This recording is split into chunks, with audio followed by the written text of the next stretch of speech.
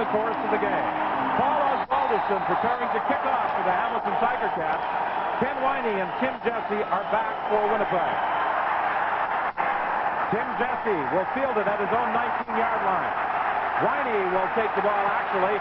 He and Jesse were both there, and Winey on the return brings it up across midfield into the 54 of Hamilton, stopped by Frank Robinson.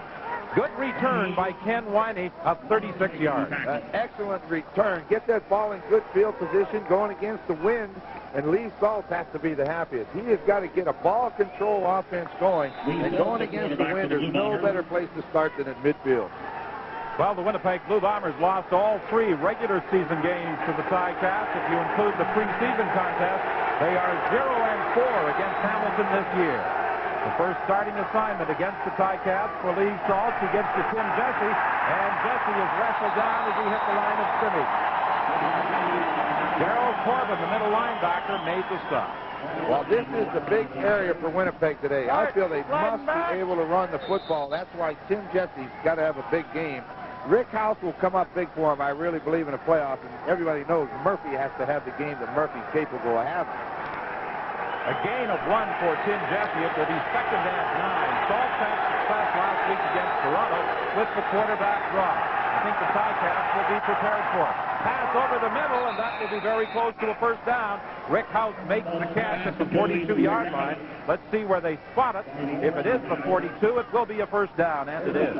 An excellent throw. The only problem, watch the football. Darryl Corbin, I believe, number 38, looks like he almost gets there, and the concentration by House kept his eye on the ball, made the catch.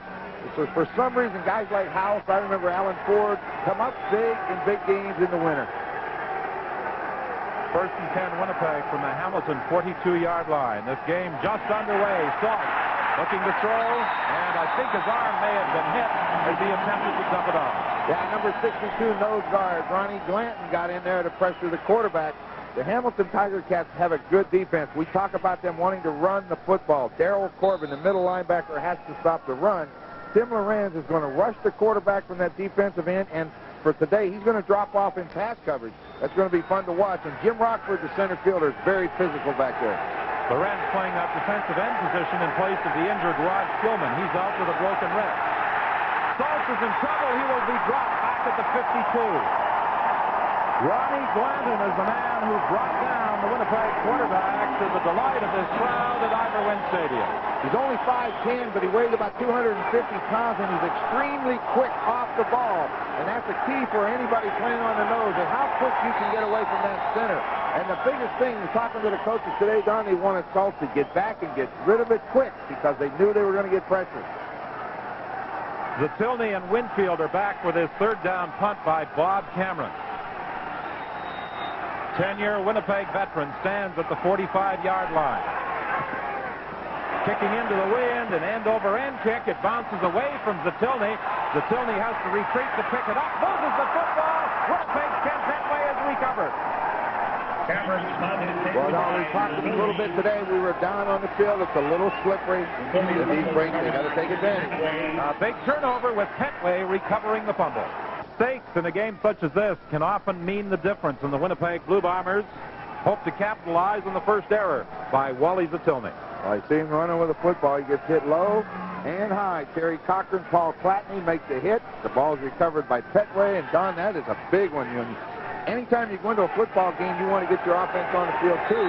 Hamilton has to sit and watch for another couple minutes. Particularly with Winnipeg operating against the wind. Well, you bet. 1st and 10, Winnipeg from the 21-yard line. Saltz to the outside, throwing to the sidelines. It's incomplete. He was looking for Rick House. A little bit late with the throw, and I think the reason for it was the pressure up in his face. He couldn't let it go when he wanted to. House was open early, and then Sonny Gordon showed up. But here comes the pressure. Who is going to be? Pete Giptopoulos, number 90, is coming from the outside, and he forced Saltz to pull it down, and when he did that, allowed Gordon to get coverage. 2nd and 10 from the 21-yard line. No score in the ball game. 12:05 remaining in this opening quarter. Saltz from the quarterback draw, and he won't get away. Ronnie Glanton has been a factor in the early stages of this ball game. From his defensive tackle position, he brings down the Winnipeg quarterback as he attempted to run on the draw. Ronnie Glanton started the season at the nose guard position against the Argonauts in Game 1, and he got injured late in the game, and he's been on and off the roster not as much as he would like. He wants to play football, and he was very excited. He said he hated to see Rod Skillman get hurt, and he's out for the season. But he said, boy, am I happy to get the chance to play. From the 27-yard line, a field goal attempt by Trevor Kennard. It's wide. But it goes to the end zone for a single point. Field goal attempted wide and goes for a single point. 11:36 remaining in the opening quarter. The Winnipeg Blue Bombers leading the Ticats by a score of 1-0.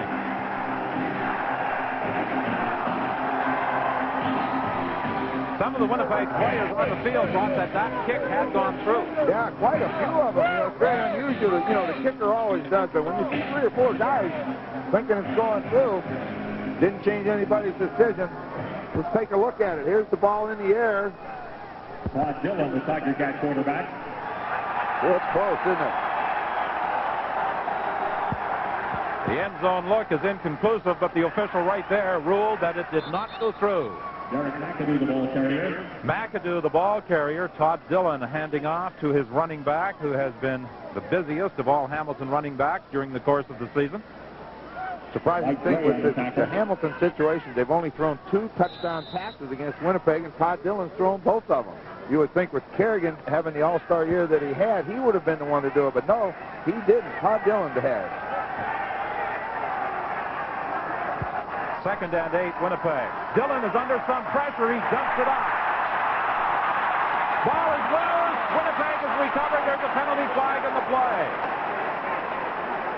Jason Riley is the man who caught that football. Now, he's an illegal receiver. It was a heck of a catch, though. They tried to set a screen up, and for some reason the ball ended up. Jason caught it and ran with it. I still think the ball belongs to Winnipeg. The way Riley took off, it was though the play was intended for him. But the ball was fumbled. Winnipeg recovered, and it will be Winnipeg ball. Sure. You throw it to, I think they'll get the ball on the fumble. The reason for it, it's an illegal play, so it would have come back if Jason would have held on to the football. But when he fumbles, it's a live ball. Winnipeg recovers. Ineligible receiver. Hamilton 58, declines, first down. So Winnipeg gets the ball at the Hamilton 50-yard line, and will these early mistakes come back to haunt the Ticats? Well, you look at the pressure. Greg Battle has had an outstanding season right in the face of Todd Dillon, and I was trying to figure out who that was running. I knew it wasn't a receiver with that dark eye guard on there.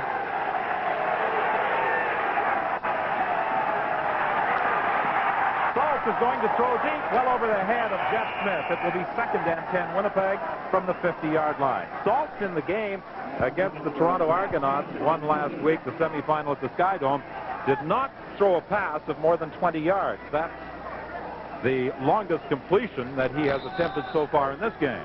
I think the big thing against Hamilton, they like to play that man-to-man defense so much, right up in your face. You've got to go downtown on it. But what Hamilton does is force you to the inside where Rockford can help. 2nd and 10, Winnipeg from the 50-yard line. Saltz throwing to Perry Tuttle, incomplete. That was over his head. No opportunity for Tuttle to try and go after that Lee Saltz throw. So Winnipeg will be forced into a punting situation once again. And so far, we've only seen him try that one running play with Tim Jeffrey. And that's, I really think, Don, for Winnipeg to be successful on offense, they've got to get him running with the football. Winfield and Zatilny are back for this Bob Cameron punt into the wind. His first kick only traveled 31 yards, but the Bombers were fortunate. They were able to recover the Zatilny fumble. This is a much better kick for Bob Cameron. Winfield waits for it. And Winfield is downed almost immediately at about the 17-yard line by Paul Flatney. On the sideline, let's bring in Scott O. Well, Don Run has already referred to the absence of Rod Skillman from the Hamilton defensive line and made mention of the more than adequate job that Ronnie Glanton's done so far in his place. And you want to know who's hogging the heater down here on the sidelines? It's Rod Skillman. You'd be a lot warmer if you were playing. What's the problem? Well, you know, I broke my wrist the final game of the regular season there in Toronto. Had to have surgery on it Monday, 2 Mondays ago. So I got a cast on it now, and I'm out for the season. Hey, this is tough because if there was ever a time of year that you'd want to play, it's now, isn't it? This is it. This is what you play for, you know, the whole year to get to this point. You know, we've been in first place all year long, so we deserve to have the bye. And you know, this is, you know, we need one game to win to get to the Grey Cup. All right, thank you, Rod. Stay warm. Yeah. Don? Richard Estelle taking that toss from Todd Dillon for a gain of 8 yards, stopped at the 25-yard line. Many people believe, Ron, that this game will be a battle of defenses. Yeah, I think so. You know, you hear it all the time, defenses is what wins championships. But when you get into the playoffs and the weather becomes a factor, that's when your defense has to be there. And the Winnipeg defense was there to drive Derek McAdoo back. It was Quincy Williams who was actually the first to make the contact and throw him back at the 25-yard line. I think he's going to be a little over a yard short. Well, I think you kick this football, you know. You get into these arguments, but if it's a yard or less, yes. But if it's a yard or more, when you're in your own end, kick it. I think it's a good move. Particularly with the wind at your back. You bet. Al Bruno, in commenting yesterday at the press conference about the final decision regarding his starting quarterback, said the media really blew it out of proportion. He said, when you looked at what Todd Dillon did over the last 4 games of the season, it really shouldn't have come as any surprise that he was going to start today. Well, it was something to talk about, and that's really the only thing when you have 2 weeks off. Winey with some difficulty picking up the football, and finally it goes out of bounds at the 29, and that's where Winnipeg will scrimmage 1st and 10. You're watching Foster's CFL on CBC. Gridiron excellence. On November 26th, share the memories once more. CBC Sports and the Grey Cup, a championship team. Yes, 1 week from today, and weather conditions will be vastly improved when the Grey Cup game takes place in the Sky Dome. Had a little snow in the east for the past 3 days. Saltz on 1st down, has some time, throws for Jeff Smith.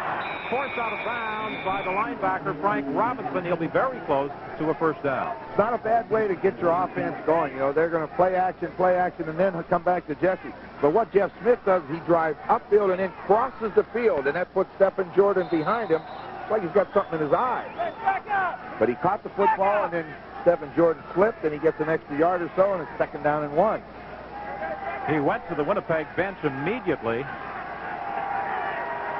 He is going to be a yard short of a 1st down. It is 2nd and 1. Winnipeg winding into the ball game. Saltz keeps. He should have the 1st down. The ball, however, does come loose, but the whistle is gone. Tim Lorenz heading to the Winnipeg end zone with that football, but the whistle has gone. The ball's going to be slippery today. We've seen a fumbled punt, and then on the Ticat punt by Osbaldiston, when that ball hit the ground, it really took off. So the ball is going to be slippery. And as we see it again, going to have to hang on to it. Saltz was able to get the 1st down. Winnipeg indicated that they might shift to an unbalanced line if they were having some problems running the football. So far, we have not seen that maneuver. Saltz looking for James Murphy, incomplete. It will be 2nd and 10. Now Bruno, in talking about Saltz, said he was a little surprised at the way he ran the football last week against Toronto. When he played his collegiate football at Temple, Bruno said they were a passing football team. And the other thing he mentioned, too, at the same time, he's glad he saw him run the football because he said it makes a difference in our defensive approach. He said, we've seen him do it all. He said, I was surprised he could run. And as you say, he didn't come from a running school. 2nd and 10, Winnipeg. The Bombers at the 40-yard line. Saltz to throw to the sideline. James Murphy is out of bounds. He lost the football, but that was after he crossed the sideline. Ted Smith a little upset, thinking that he did not have control, but the officials ruled otherwise. He had the football in his hands. It slipped out. He had it between his legs. And when he went out of bounds, he still had it. The thing is whether he has control. We're going to have to take a look at it. He does not have the freaking ball. All right, let's take a look. It's going to hit him in the hands, but let's see what happens. Into his chest. Where does it go? Well, I don't know. He must have had control of it. We couldn't see it anywhere, but he's going to be a little bit short. Murphy is a key to the Winnipeg attack, the leading receiver for the Blue Bombers this year. His stats weren't as impressive as they have been in previous years, particularly the year he won the Shenley Award. But he still is the main cog in the Winnipeg passing attack. He sure is. And, you know, like you said, it hasn't been his greatest year, but he's still over 1,000 yards and 68 receptions. That's where he's fallen down. And as you say, he dropped a lot of passes that we did early in the season with him, and no one could figure it out. And that's probably why he hasn't had the year he's had. You got to catch it when they throw it to you. Winnipeg facing a third down situation, and they send in the punting unit, leading 1-0 with 6:10 remaining in this opening quarter.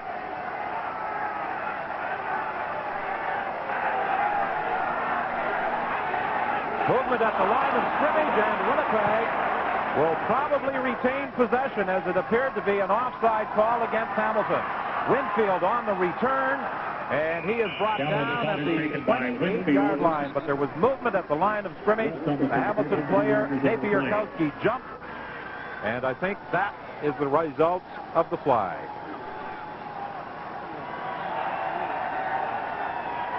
Referee Dave Ewell signals offside against Hamilton, so Winnipeg will keep the football. That's the third mistake in this opening quarter by the Ticats.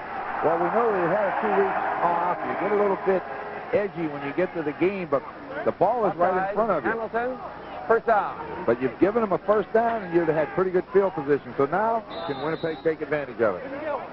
I'll get it next play. Well, there he is. He jumped just as the ball was snapped. Really wasn't drawn off. There was no movement anywhere. That's a mental mistake. 5:39 remaining in the opening quarter. Saltz getting some time, throwing to the sidelines, incomplete. It was intended for James Murphy once again. He was being covered by Lance Shields. It will be 2nd and 10, Winnipeg. Well, anytime you see the ball on the hash mark, the defensive back to the short side of the field will be Lance Shields. So he plays a lot of man-to-man coverage, and that's the one place you can be sure of getting one-on-one with the defender. So far they've gone there, but Saltz hasn't been able to get the ball to Murphy. 2nd and 10. The ball is up to Winnipeg, 53. Tim Jesse stopped right at the line of scrimmage. And it's 2 and out for the Winnipeg Blue Bombers as the punting team again comes on the field with 5:05 remaining in the opening quarter. Grover Covington and Ronnie Glanton combined to stop the Winnipeg running back, Tim Jesse. And plus number 61, Mike Walker. Where you see Covington, Walker's always beside him. So you had the nose guard, the tackle in the end, all in on the hit. That's about all you can ask. Well, you'll get some argument if you survey people throughout the CFL and asked who the best defensive tackle was, but the Winnipeg coaching staff seem to feel that it is Mike Walker. Winfield takes the third down punt by Cameron and is brought down at the 16-yard line by John Elmer. 4:39 remains in the opening quarter. You may be looking in this afternoon on the CBC television network. We hope you're enjoying this Eastern Final from Iverwin Stadium in Hamilton. The Bombers leading 1-0 on a missed field goal attempt by Trevor Kennard. Time of possession so far in this opening quarter, 7:51 for the Winnipeg Blue Bombers, 2 minutes and 30 seconds for the Ticats. Winnipeg with 5 linebackers. Dillon for champion, first down up to the 39-yard line. Well, they dropped to that 3D zone. Anytime you're in that zone, there are holes behind the linebackers, and Todd Dillon has found Tony Champion. He's been the big play man for them all year, but watch the ball. You see the linebackers back, but look at the hole just behind Battle and West, and in front of the safety man. Champion got there. 15 touchdowns this year to establish a Hamilton club record. It's 1st and 10 from the 39. Sideline pattern incomplete.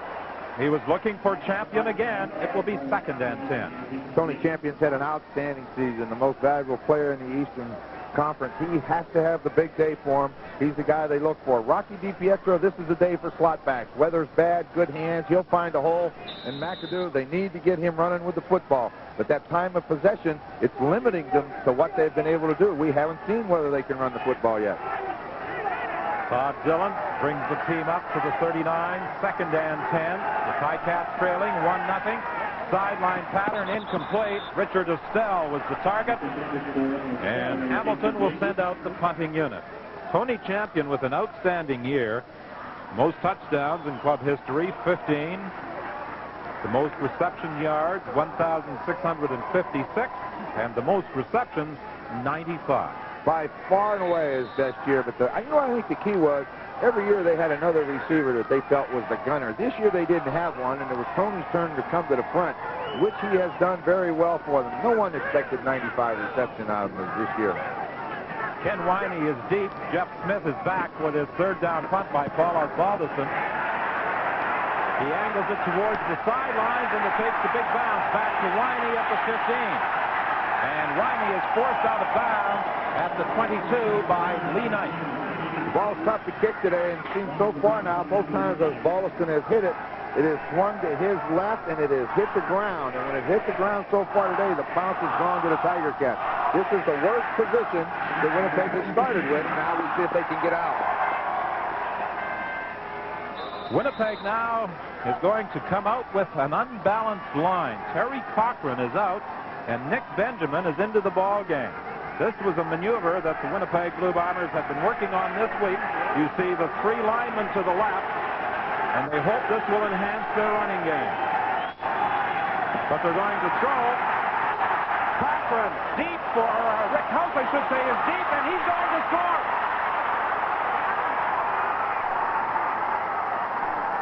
Lee Saltz fired deep to Rick House for an 87-yard touchdown.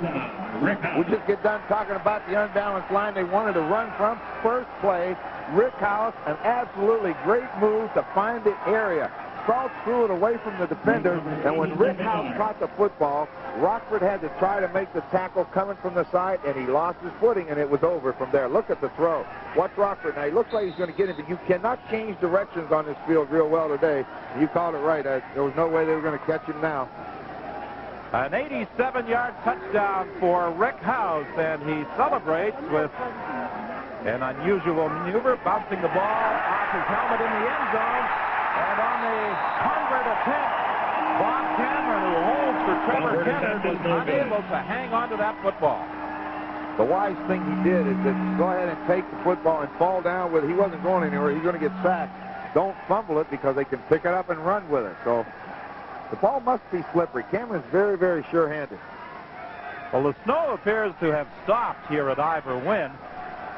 But with that light snow and some freezing rain earlier today, obviously the artificial turf is slippery. Cameron just doesn't get that ball pinned. It slips out of his hand. And very wisely, he hung on to the football because under Canadian Football League rules, it is a live ball. Yeah, you know, you take that chance and don't cover the football or something. One of the Ticats picks it up and runs down. We saw that earlier this year. That's 2 points.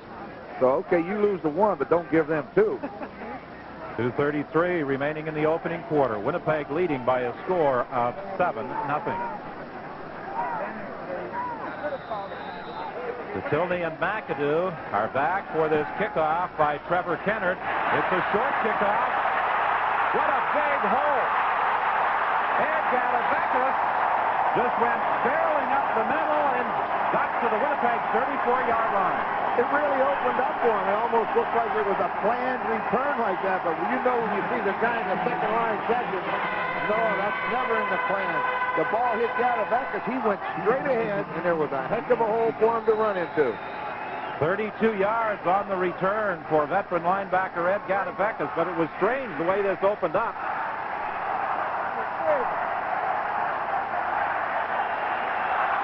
So Hamilton has it 1st and 10. The ball at the 34 of Winnipeg. Dillon throwing to the sidelines. Champion makes the catch.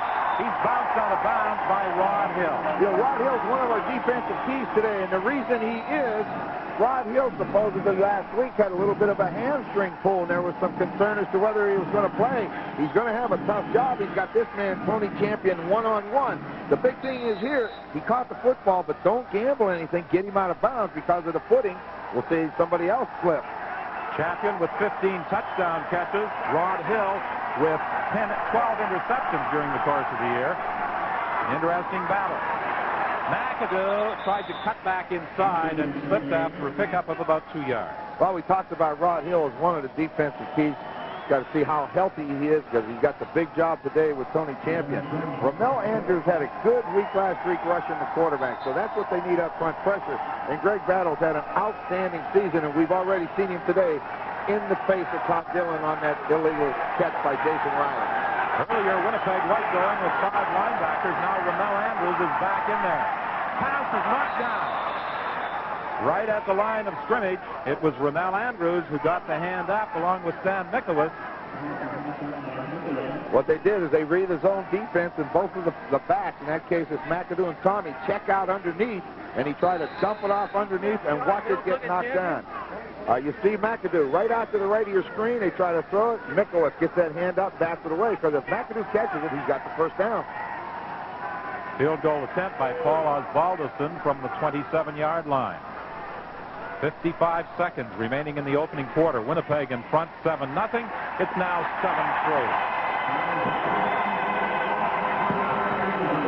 Paul Osbaldiston earlier this season had 6 field goals. He hit on 6 of 7 attempts to tie a club record as Hamilton beat Winnipeg 28-22.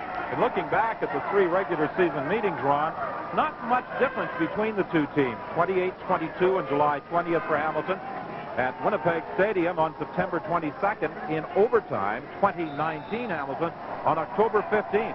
29-21 Hamilton. And in that game, Winnipeg at the end of the first quarter led 16-3. And not much difference. The big difference between them has been Osbaldiston's field goals. He's 15 for 17 against the Bombers, and the Bombers only have 6. So that's the difference in those 3 games. The unbalanced line again, the fake to Tim Jesse. Saltz won't get a chance to throw. A penalty flag in the play. This could be a face mask call. I think as Giftopoulos reached out, he may have grabbed Lee Saltz by the face mask. Oh, there's no doubt his face mask was grabbed, and not only did the head referee see it, but somebody else saw it because 2 flags appeared in a hurry. Bootleg action comes out the backside, and there it is. Pull that head and watch that flag hit the ground in a hurry.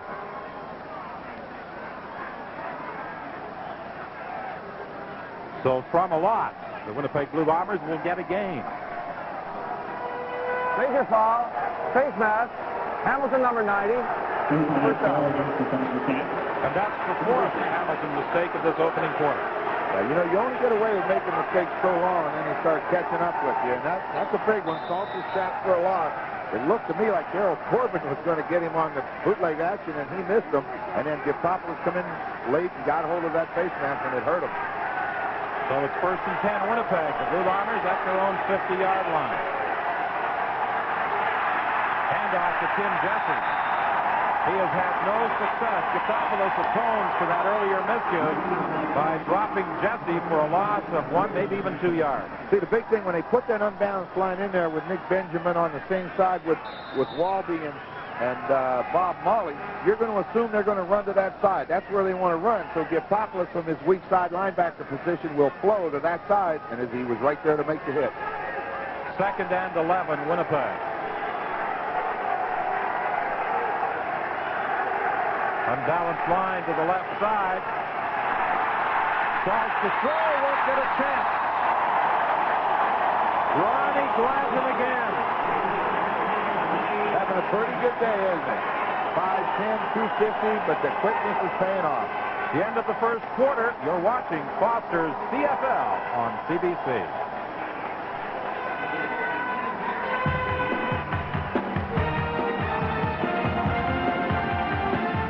Quarter, it's 3rd and 18 Winnipeg.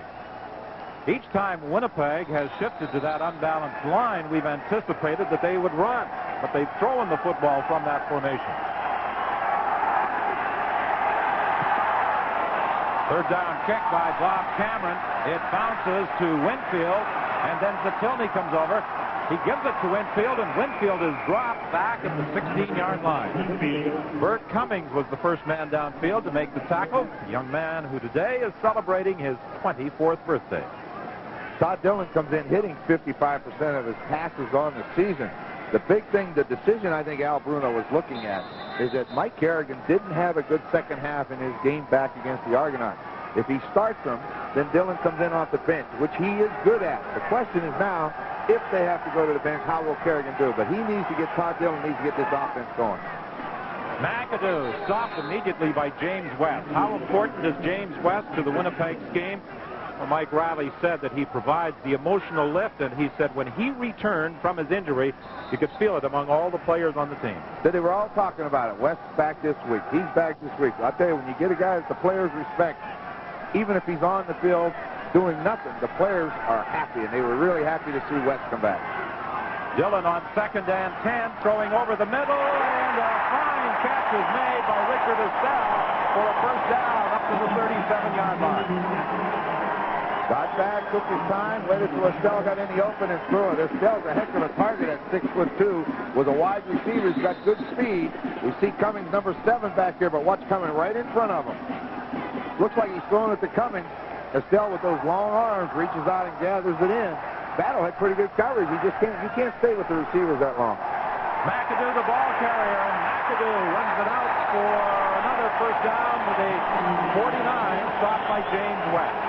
But I didn't feel there'd be any doubt that the offense of the Hamilton Tiger Cats would be a little bit sluggish in the first quarter. You have a 2-week layoff. That's a long time for an offense. Statistically, the Winnipeg Blue Bombers had the edge in the opening quarter. They lead it by a 7-3 margin. But the Hamilton offense is rolling now in this second quarter. 1st and 10 from the 49. Dillon with good protection. He throws over on the far side to Estelle. He gets away from one. And then Rod Hill forces him out of bounds. Feels a little bit more slippery, I think, than I thought it would be. You know, we were down on it before the game. It seemed very firm, but, you know, we've seen 3 or 4 guys slip, and we see 2 of them on this play. Estelle catches, and then he slips, and then the Winnipeg defender slips, and Estelle makes a big gain. That's 3 straight first downs. Well, that very light snow may have caused more problems than we anticipated. It began about an hour before game time. It has eased off now, but the field definitely is slippery. McAdoo drives to the Winnipeg 35-yard line, a gain of 6 yards. James West, the middle linebacker, was in on the stop once again. Winnipeg went to that 4-4 alignment. That's the defense that they played last week against the Argonauts. They showed a blitz, got everybody up on the line. It's a good defense, but if you ever crack it with a running back, there's nobody back there to stop you. Detilny goes wide left. Champion splits to the right. 2nd and 4. The pitch to McAdoo. Great battle. Wraps him up and drops him for a loss. We've seen Greg Battle make some good football plays today. I'll tell you, he's had an outstanding season, but he got in Todd Dillon's face earlier. This time, when you get all those people, 8 people inside, you try to toss outside of it. There it is. There's the toss. But watch 34. Boy, that he hits the gap, timed it right, and then he gets a lot of help from his friends. The nominee for the Defensive Player of the Year award in the Eastern Conference, and at the awards dinner on Friday night, the highlight package they put together on this man, Greg Battle, was most impressive. Well, I think he took a lot of hits, and they were outstanding hits. When he hit them, they always went backwards. Field goal attempt by Osvaldoson from 45 yards out. Trying to get the Ticats within 1. You see it hang up in the wind. It bounces to Winey, and Winey will concede the single point. Osvaldoson's 45-yard So with 11:09 remaining in the half, it's now 7-4 Winnipeg. We'll be back after this. I wonder if that lady was one of the 2,500 who showed up last night at a pep rally the Ticats held in downtown Hamilton. I would imagine so. She looks like she's a pretty good fan. Now, she brings her Tiger to the game. She was ready for anything, rain or snow. 1st and 10 Winnipeg. They scrimmage from the point of the last Hamilton scrimmage. As a result of that missed field goal attempt, sideline pattern to James Murphy, and he is wrestled down by Lance Shields after a gain of about 6, maybe even 7 yards. That was a good throw by Lee Saltz. Lance Shields was in perfect position on James Murphy. I think right now, the next time they want to try, they better send him deep on one on an out and go, because Lance Shields, if that ball isn't right on the money, he's going the other way. 2nd and 3 Winnipeg.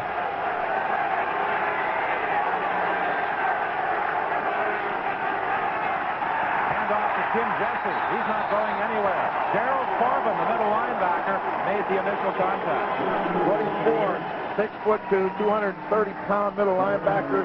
Been hurt a little bit in his career, but boy, does he make a difference when he's in the football game. He's very, very physical. Tim Lorenz is playing defensive end position. Rod Skillman usually occupies that spot, but as you heard earlier, he's out for the season with that wrist injury. So Glanton has moved into the inside tackle position. Lorenz to the defensive end spot. Walker is at the other tackle spot, and Grover Covington plays the other defensive end position. Third down kick by Bob Cameron. Bounces to Winfield. He's being chased by Cummings. Gets away from him. And then Matt Pierce is there to bring him down at the 20-yard line. But it was Bert Cummings who was downfield very quickly. Bert Cummings was in training camp with the Hamilton Tigers Cats this year at Brock University, but had a lot of people in there that showed pretty well, and he was released. But he's starting for Winnipeg. You know, he's got to be looking for it. This got to be a big game for him. Not to be confused with another Bert Cummings from Winnipeg. The other Cummings plays and sings the piano, but looks more like a football player than the one who plays for Winnipeg. This Bert Cummings doesn't really look like a football player. He's kind of frail. Couple of pretty good moves by Tony Champion to pick up a first down. With top man to defense one-on-one, he's got real good moves. He's able to go deep. He's able to catch him short. He'll keep Rod Hill off balance, and that's what he does here. He just takes a step, and look at this. Look at this move, right inside of him. Don't know how much Rod Hill's legs bothering, but that was a heck of a move by Champion. Rod Hill was saying, working against Tony Champion, I won't have an opportunity to be the hero. I hope I'm not the ghost. McAdoo, the ball carrier, stopped at the 40-yard line with a pickup of 3. It will be 2nd and 7. You're exactly right with what Rod Hill said. What he wants to do is control it. He's not going to be able to shut him down. You're just not going to do it. And if you ever make a mistake, Champion will go the distance on you. Pressure on the two Winnipeg cornerbacks, Rod Hill and Les Brown. Brown, of course, the former Hamilton Tiger Cat cornerback. Dillon throwing to the sideline. And this will be another first down with Richard Estelle. They've gone to him more so far in the early stages of this ball game than we are accustomed to seeing. Well, I think the big thing is that the slot backs become so important when the field is wet and the ball is heavy. You can get the ball to them faster. Also, Winnipeg rotated their defense away, and it forced the linebacker to try to cover them, and that's hard to do. 8:39 remaining in the half. 1st and 10. Dillon looking to the sidelines. He misses the Tilney. He was being covered by Les Brown. It will be 2nd and 10. See, the receivers don't make those real sharp cuts as quick as they do on dry fields either. The Tilney was open, but the ball was thrown early enough, but he couldn't come out of the break fast enough. The Blue Bombers have given the Ticats some different looks, both offensively and defensively.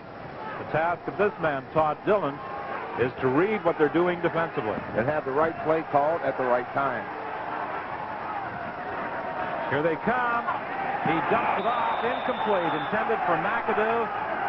And the Ticats will have to send out the punting unit with 8:15 remaining in this first half. You try to release a guy like Derek McAdoo, who's got the great speed, with no blocking assignments, even though Winnipeg showed a blitz. Get out in the flat, we'll take our chances and throw it to you. But Greg Battle, he was right with it from the inside linebacker position, and that's hard to do. I always talk about those linebacker eyes. He's got it. It was evident the other night when we were speaking with him at the awards dinner. You were speaking with him. I'm staying my distance. I know those linebacker eyes. You've seen a few of them in your day. Too many.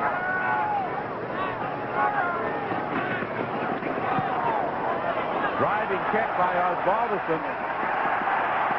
Riley picks it up. He has nowhere to go. Good downfield coverage at the 36-yard line. You're watching Foster's CFL on CBC. On the left of the screen indicated yesterday that establishing a running game would be one of his priorities. The man on the right was equally as determined that his Ticats would have to stop it. So far, the guy on the right's been winning. Sure has. You know, Winnipeg just hasn't been able to get Jesse any running room. They got that unbalanced line in there again to see what they can do with it this time. They give to Tim Jesse. He just isn't going anywhere. Mike Walker is there to make the stop. Mike Walker draws double coverage most times. He usually has 2 men working on him, and That's one of the reasons, not to take away from Grover Covington, but one of the reasons that Covington is able to make so many quarterback sacks. Well, that's what makes them maybe the two best. They go side to side with one another. They've played together for 5 years. Walker, as you say, gets a lot of attention inside, and Grover takes advantage of that. Saltz from second down. He's throwing deep. Oh, off the fingertips of Rick House. You don't throw it any better. Boy, Saltz put it right where it had to be caught. House went down about 8 yards, broke to the sideline, turned upfield, and had about 3 or 4 steps on Stephen Jordan, and Saltz hit him right where you have to hit him, and he couldn't hold on. Don't throw it any better. Look at it. For some reason, House left his feet. That's what I was just going to say. Maybe he shouldn't have jumped, because he could have caught that right in stride. Bob Cameron's third down punt. The wind appears to have switched. It now seems to be more of a crosswind than anything else. Winfield fumbles the ball. Who's got it? Hamilton has recovered.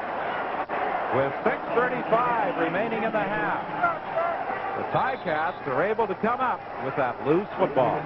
That prompts the question, what studio did that come out of? I don't know.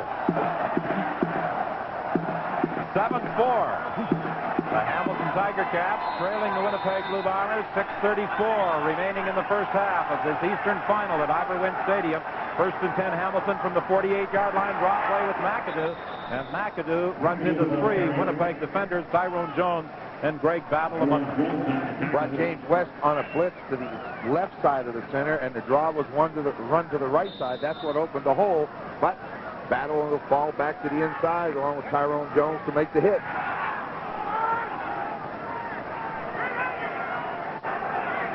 Second and 6.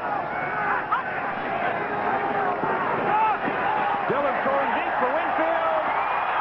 Left Brown knocks it away. Well thrown by Todd Dillon. Left Brown just got a hand up, but there's a penalty flag back at the line of scrimmage, and it's going to be rough play against Winnipeg. The ideal call, what they did is they brought the linebackers to the short side, went one-on-one with Les Brown and Winfield had a couple steps. Apparently not rough play against Winnipeg. It's going to be a penalty call against Hamilton.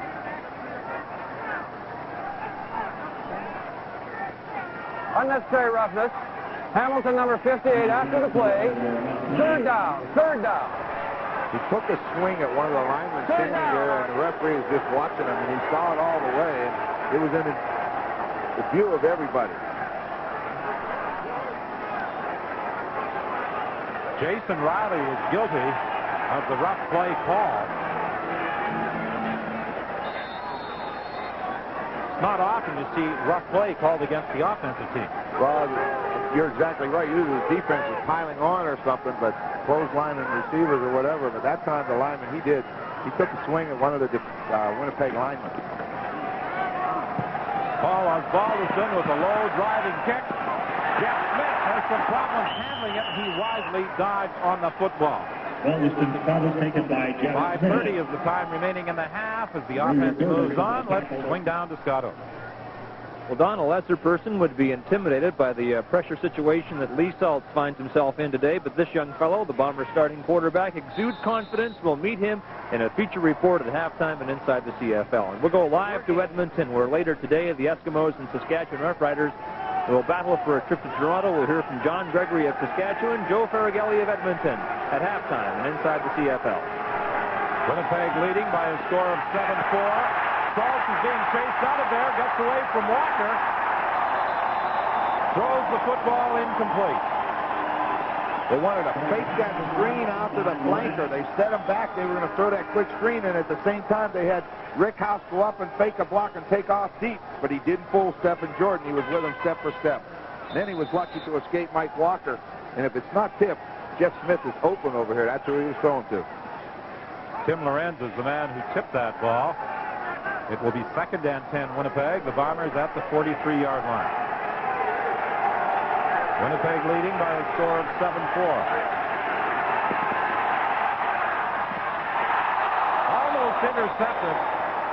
Will Lewis. cut in front of Perry Tuttle. It will be 3rd and 10 Winnipeg. That's an excellent call. It's a good route against that particular defense. Will Lewis just did an outstanding job of coverage on Perry Tuttle. Well, this crowd is certainly getting into the football game, applauding the efforts of the Hamilton defense with 4:39 remaining in the half. Winnipeg in front 7-4. Excellent kick this time by Bob Cameron. Tilney back at his 20-yard line. Penalty flag on the play. And from the reaction of Matt Pierce, the first man to make contact, it would appear that the flag is going against Hamilton. Let's wait and see. There's no infraction on the play. First down. I didn't know what happened, but he was looking at Earl Winfield, and then Earl was a little bit upset when he saw the play because he didn't do anything. He missed the man completely. He tried to hit him, but he missed him. I'm not going to be misled by the reaction of a football player again. Matt Pierce got up, started clapping his hands, but there was no penalty call. Good coverage this time by Rod Hill. He came across and was right on top of Tony Champion the moment the ball arrived. If that defensive back, and Rod Hill's a good one, if he can keep his eye on the quarterback and anticipate what the receiver's doing, as soon as Todd Dillon cocked his arm, he was gone. You don't get there any faster. A completed pass for a yard gain. That's well-earned yards. 3:42 remaining in this first half. Dillon was looking for Lee Knight. Incomplete. He was covered by Sampson. What they do is Lee Knight is in the ball game. Whenever they want to get Earl Winfield at the other wide receiver, they take out Richard Estelle, put Lee Knight at the slot, and then a designated import. Earl Winfield goes to the wide receiver. That gives them two outstanding wide receivers. Well, this game has certainly lived up to advanced billing. Many thought it would be a knock-em-down, drag-em-out defensive struggle. That's what we have. Third down kick. This one is going to hang up there. Smith takes it at the 53-yard line. He stops at the 50-yard line. Ray Robertus and Peter Gastopoulos were downfield to make the tackle on Jeff Smith. We know this much. Jeff Smith's back there, not for his speed. He doesn't have the speed that you look for in a kick returner, but he's got the soft, good hands. And it's more important on a day like today to catch the football. You don't get the big run backs, but the ball, you don't lose yardage when it hits the ground. Although he's only completed 5 of 14, the passing yardage is impressive, 123 yards. 87 of it, of course, on that touchdown throw to Rickon. Winnipeg simply has not been able to run. Wow. Did Corbin make a hit? Right at the line of scrimmage with 2:49 left in the half. This is Foster's CFL on CBC. I don't think I need tell you that it is a rather cool, somewhat uncomfortable afternoon for the spectators. Better than 20,000 at Ivor Stadium for this East final. Winnipeg looking at 2nd and 10 from the 50-yard line. 2:40 the time remaining in this first half. Saltz throwing deep. He's got his man wide open. Perry Tuttle on the sidelines, out of bounds at the 10. The key on this play, Don, if we think back one series ago, when Perry Tuttle went down and went to the inside, Will Lewis jumped it real hard and made a great play. Tuttle went inside, Lewis jumped it, and Tuttle broke back outside. Look how wide open he is. That's a heck of a play, well-executed route, and a good throw. 40 yards, Lee Saltz to Perry Tuttle. It will be Winnipeg 1st and 10 from just outside the 10-yard line. Tuttle goes wide to the left. James Murphy comes out to the right.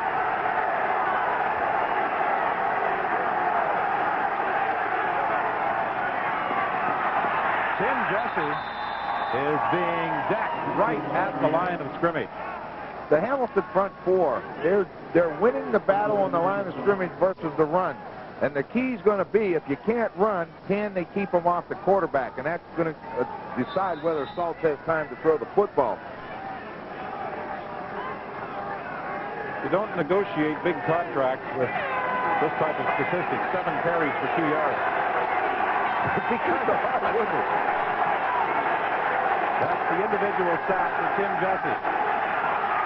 Second down play into the end zone. Jeff Smith can't catch up with it. He got turned around and appeared to have maneuvered away from Stephen Jordan, but Saltz simply threw it a little too far. The problem was he took too long to get away from Stephen Jordan, and the pressure is coming into Saltz's face. He holds it as long as he can, but he's got to get rid of it because here comes Mike Walker. You don't want to hold the ball too long when he's around. And what happened when Smith finally got open, the ball was to the outside. He couldn't get back to it. So Trevor Kennard will attempt a Winnipeg field goal with 2:06 remaining in the half, and the Bombers in front 7-4. A 17-yard try for the Winnipeg place kicker. And this kick is wide. There's something wrong with the snap. Cameron had a little trouble with it again. He got it up high, up around his face, instead of being able to get it and put it down. It's coming up high for some reason. He seemed to have a little problem in bringing that ball down and placing it on the T square. The reaction of Mike Riley to that missed field goal attempt by Trevor Kennard, and he is explaining to the coaching staff what the problems are on those field goal attempts.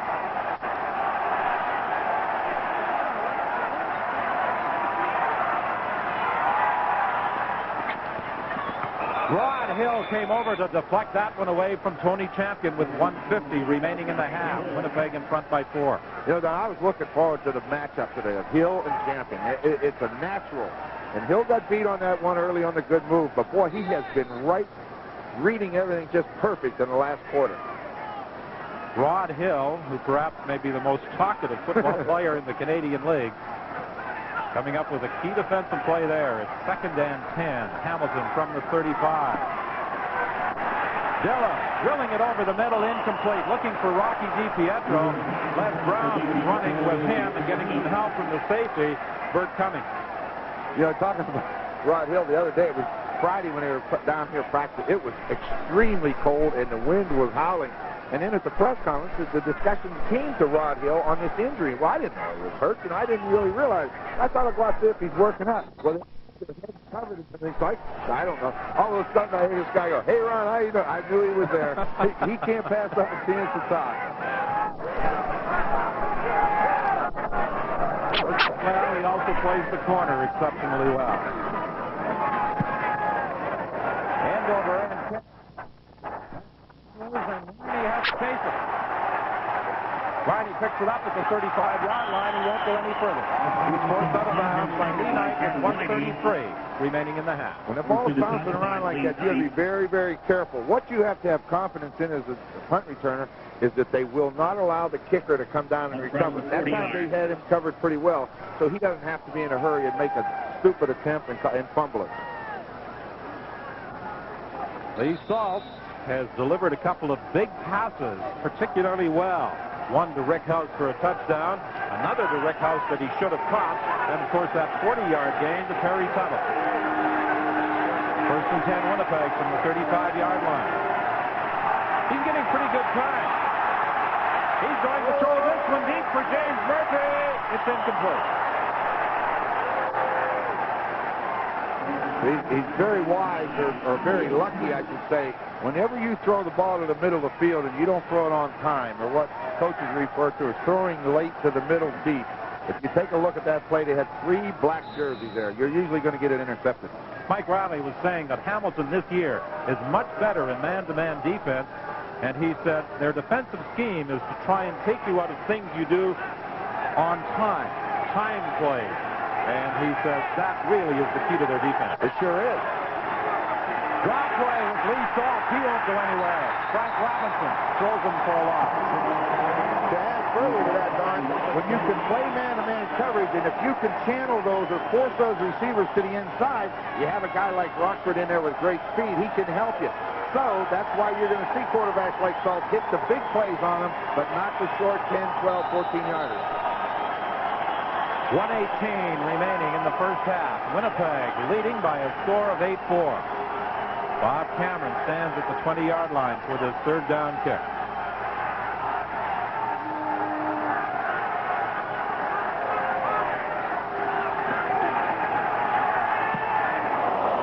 Good high punt. Zatilny waits for it at the 36. And Zatilny is brought down at the 43. Bert Cummings was the first man to make contact. Both teams have done a fine job this afternoon on their punt coverage. Well, you get into the game, I know that last year I can remember doing Winnipeg games, and that was the biggest part of their game was their special teams. Al Bruno said that we have to win the special teams play in the game to win it. So far, both teams have done an outstanding job. Into the final minute of the half. 1st and 10, Hamilton. Todd Dillon throws it underneath. Jed Tommy will have a gain of 3, maybe 4 yards. Get into that roll. If Dillon can get into the roll, he's got time to put points on the board. If they drop deep in the zone, dump it underneath to the backs, and that's what he's got to do. Hamilton in that hurry-up offense. Dillon for champion, and Rod Hill is there to knock it away.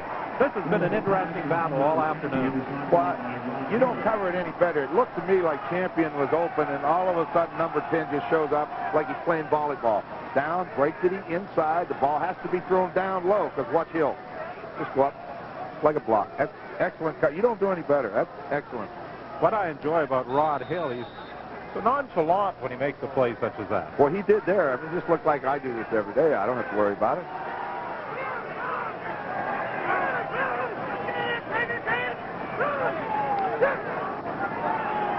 Third down punt. Jeff Smith chases it back to the 23-yard line. And as you said, the reason Smith is back there is because of the sure hands. They don't look for him to do a lot of running once he catches it. The coverage was excellent by Hamilton, so all Smith does is catch it, start ahead, and then protect the ball and go down, because they put a pretty good hit on him. A lot of pushing and shoving as that tackle was made. Paul Clatney was involved. Shortly after the season ends, which he hopes will last for him at least one more week, he'll be heading over to Europe to join other members of the Canadian bobsled team. He's an outstanding athlete. You know, he's a heavyweight wrestler, too. I mean, he's a good athlete. 31 seconds is the time remaining. There's an injured Winnipeg player. It's John Ulmer. He, of course, is the son of a former Winnipeg Blue Bombers star who played during your time, Ed Ulmer. And it was in a football game at CNE Stadium, the Grey Cup game of 1965, that Ed Ulmer, the father of John, conceded, I think, 4 safety touches in a Grey Cup game against the Hamilton Tiger Cats that eventually proved to be the Winnipeg Blue Bombers' undoing. Bud Grant was there. The wind was blowing, and he kept conceding, because in those days, when you conceded the 2 points, you kept possession of the football. So they tried it. It just didn't work. 22-16 in a game that has come to be known as the Wind Bowl. We've had the Fog Bowl, the Wind Bowl, the Mud Bowl, the Ice Bowl in Montreal. Things should be rather normal this year at the Sky Dome. Be great. It'd be a great place to have a football game. Saltz chased out by Walker. Corbin in pursuit, and Saltz runs it out of bounds. I was a little bit surprised he was throwing the football anyway, but as he started outside, you saw the speed of number 38, Daryl Corbin. Now we're going to watch the block. That's David Black working on Walker. Now, when Saltz has to go, see what he does, shove the blocker right into the quarterback's face. He runs for help. But what's number 38? Good speed. He ran out of bounds and stopped the clock. So there's still 18 seconds left. 2nd and 11. Winnipeg Blue Bombers at their own 27-yard line. 18 seconds remaining. The clock does not start until the ball is snapped. Draw play with Tim Jesse. Ronnie Glanton was there to back that play up right at the line of scrimmage, and Tim Jesse is just not getting any room in which to run. What they did, they bring the linebacker up the middle, and Terry Cochran, the fullback, came through, and he made his block. He did a good job on that, but now there's nowhere for Jesse to go. Clanton's there to make the hit. They're controlling the line of scrimmage on him. Lyle Bauer, who has had injury problems this season, limping off to that Winnipeg bench with 14 seconds remaining. Scott Rettle comes in to center the ball on third down. Al Bruno, in terms of service, the oldest coach in the Canadian Football League, with the dismissal earlier this week of Bob Rabilovich as head coach of the Toronto Argonauts. A move that Stazio felt a fair bit of empathy for his counterparts down the road.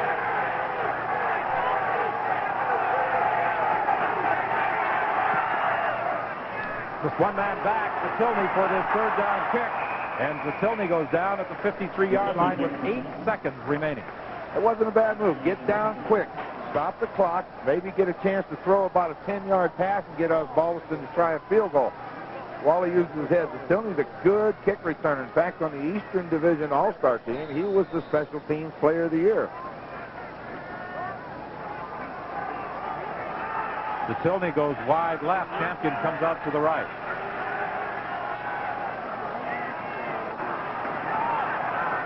Over the middle to Estelle. First down at the 35-yard line with 3 seconds left in the half. That's what he wanted. Well, he stopped the clock with 8 seconds. Dillon delivered it right on time down the middle. That's why he used 5 seconds, and Osbaldiston gets the chance now to kick the field goal.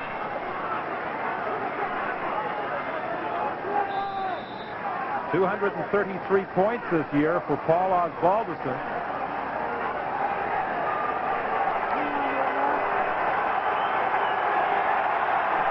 A 42-yard try by Paul Osbaldiston in the final play of the half. He hooks it wide, and it's run out of the end zone by Ken Winey. And Winey runs out of room on the sideline, bounced out of bounds at the 27, and that will end the first half at Ivor Wynne Stadium with Winnipeg leading by 4.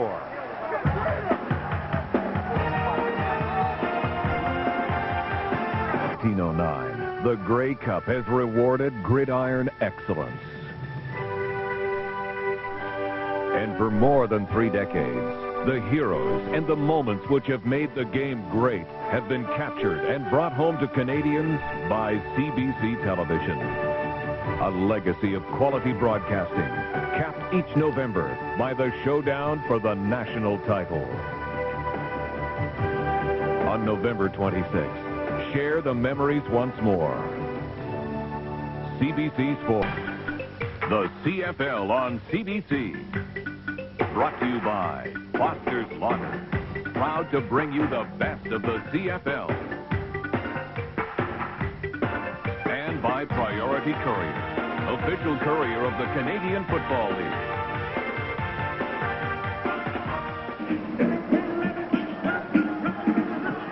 With a score of 8-4 at halftime, as you might suspect, not a lot in the way of offense in the first 30 minutes of the ball game, and that's reflected in the halftime statistics. Winnipeg with 166 net yards, 173 for Hamilton, but it was turnovers that hurt the Ticats, particularly in the first quarter. The turnovers and then the crazy penalties that kept the Bombers making some first downs. They just, you know, like we were saying during halftime, Don, if House catches that long one and scores and they put it in with Tuttle's big catch, you could have the Ticats in a real deep hole. But right now, it's anybody's ball game. At the start of the ball game, the wind was blowing out of the east. It was blowing the length of Ivor Wynne Stadium. It has shifted and now is blowing out of the south and is blowing across the field. Osbaldiston kicking off for the Hamilton Tiger Cats as Ken Winey returns it for Winnipeg. He opened the game with a big return. He gets another pretty good run back up to the 35-yard line. That's a good return. Nothing wrong with that. He caught it deep and around his 10-yard line. If he hadn't had to put those moves on Daryl Corbin and keep that speed and going in one direction, he had a big return. You see Pete Giftopoulos, number 90, covering that kick. Stay after him. He's not on the ground yet. Keep going. That's right. Keep hustling. You never know. He may come back to you. Well, Ken Winey didn't play football at Southern, but he was a track star there. As a matter of fact, he was a high jumper. He had a successful clearance at 7 feet 3.5 inches, in addition to being a pretty good sprinter. That sideline pattern for Perry Tuttle incomplete. It will be 2nd and 10. You saw Lee Saltz calling signals, and as he was calling signals, he started to look out to Tuttle. And I'll tell you, Lance Shields never moved. He just stood there and waited. His father didn't drive up from his New Jersey home for this game, but Lee Saltz was saying after his 30-7 victory over Toronto last week in the semifinal, his dad said 2 words: good game. Not a bad thing to say, was it?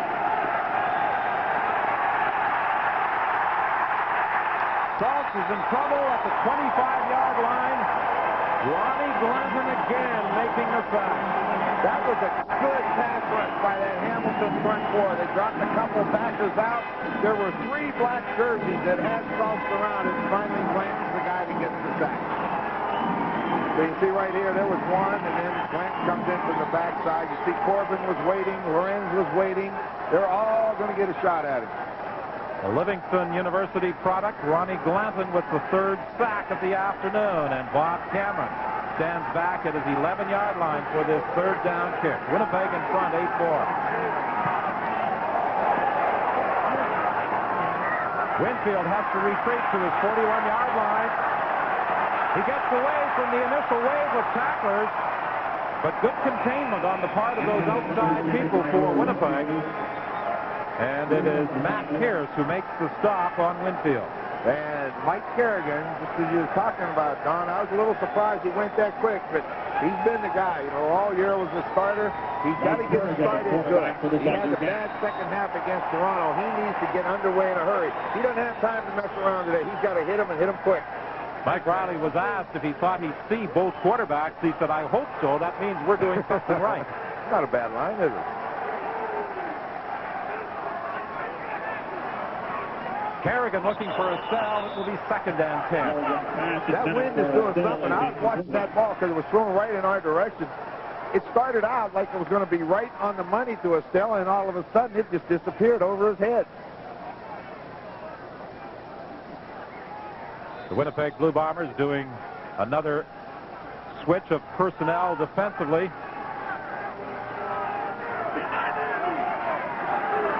They have at times gone with a 4-4 defense and a 30 defense. Wally Zatilny on the sidelines is out of bounds. He was being covered by Ron Hill. He made the catch, but the officials ruled that he had already stepped out of bounds. Well, that's a good call by the officials, too. Wally Zatilny made that catch, but the first foot, as he caught the football, landed out of bounds. Naturally, the fans don't like it, but it was a good call by the officials. Winnipeg presenting Hamilton with a lot of different looks this afternoon, Ron, defensively. I think you have to. You know, you played the team 3 times in the season, and the coaches study films. Every time you play them, you need to do something a little bit different, and Winnipeg gave a different look last week against Toronto, and then a different look today. So they can mix up 5 or 6 different schemes. Osbaldiston on 3rd down. The low driving kick again. It bounces to Jeff Smith. And he goes down at the 28-yard line with 12:36 remaining in the 3rd quarter. You're watching Foster for Winnipeg leading Hamilton in this Eastern Final. The winner to advance to the Grey Cup game next Sunday at the Skydome in Toronto. The Winnipeg Blue Bombers hoping to make a return trip to the Grey Cup game, a game they won last year at Lansdowne Park in Ottawa, 22-21 over the BC Lions. Saltz throwing deep for James Murphy. He could throw unless Rockford can catch him. Rockford has him at the 25-yard line. Once again, Don, a good example where they don't hit the 10, 12-yarders, but you have to go downtown on them because they are going to gamble with you. Lance Shields gambled that time with Murphy. Murphy ran a stop. When Lance Shields played it, he took off, and only the speed of Rockford kept this from being a touchdown. Well, the Hamilton Tiger Cats this year established a club record by scoring 519 points. They established another club record by giving up 517. Yeah, they knew they'd give up points this year. What they wanted to do is they kept the quarterback's percentages down. They were like 45% completion against them. That's what they wanted to do, but the big plays can hurt you. From the 26-yard line, good fake by Saltz. Then he throws to Jesse. Frank Robinson bounces him out of bounds. Not a bad way to do it. They're having trouble just handing the ball to Jesse to get him up inside. So you play action a little bit, try to get him outside where he can use the ability that he has to run with the ball. The strange thing about the performance by the Bombers this afternoon and quarterback Lee Saltz is that last week he was unable to go deep against the Toronto Argonauts. That's the only area in which he's had success this afternoon against Hamilton. The Toronto Argonauts played a zone defense most of the season. That means you got to throw under it. Hamilton man-to-man, go downtown now and then, and that's what they've been doing today. 2nd and 8. Incomplete. Terry Tuttle was the target. In and out of his arms, and Trevor Kennard will come on to attempt a Winnipeg field goal with the Bombers in front 8-4, 11:37 remaining in the third quarter, and the ball at the Hamilton 24-yard line. When you run a slant pattern as Tuttle did, if the ball's thrown behind you, you have very little chance of catching it. So when you plan and start to the inside, you just can't stop and go back. You got to watch this play. They've had trouble with those snaps in center all day. Wally Zatilny is back. Bob Cameron gets it down this time. The kick is up. It's wide again.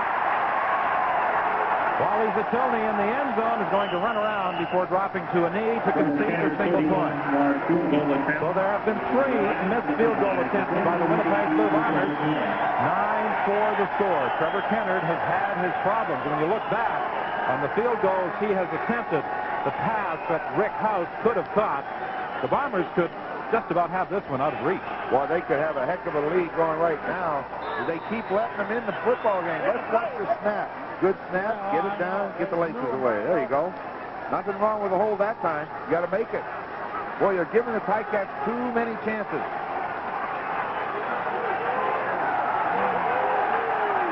Kerrigan calling the shot. 1st and 10 from the 35. Kerrigan is going to run out of there and then throw incomplete. It looked as though he was going to take off. Then he threw for Zatilny. It bounced away from him and almost into the arms of Rocky DiPietro. Well, Zatilny had to reach back for it. I think Mike might have been throwing that at DiPietro, but watch Zatilny reach back for it. Off his, and then a surprise. DiPietro doesn't see it coming. Then when it hits him in the chest, he just can't hold on. It looked initially as though Kerrigan, as he moved up to the line of scrimmage with some room, was going to take off. Well, I think he's better throwing it. He's not the greatest runner. He doesn't have quite the same mobility as Todd Dillon. 2nd and 10. Rocky DiPietro could not hang on. Well, they dropped that thing into a zone, brought Bert Cummings on a safety blitz. Kerrigan went right where you should go with it. If you blitz the safety man out of the middle, go down the middle with it. Les Brown made a pretty good defensive play, but Rocky almost made a great one. Rocky DiPietro, the CFL's all-time pass reception leader. He finished regular season play with 655. He couldn't hang on to that one. Boy, that was there, too. 10:16 remaining in the third quarter. 9-4, Winnipeg leading. Paul Osbaldiston back at his own 20-yard line. This is a better kick by the Hamilton punter. Jeff Smith takes it at his own 35. And he gets it out to the 42-yard line.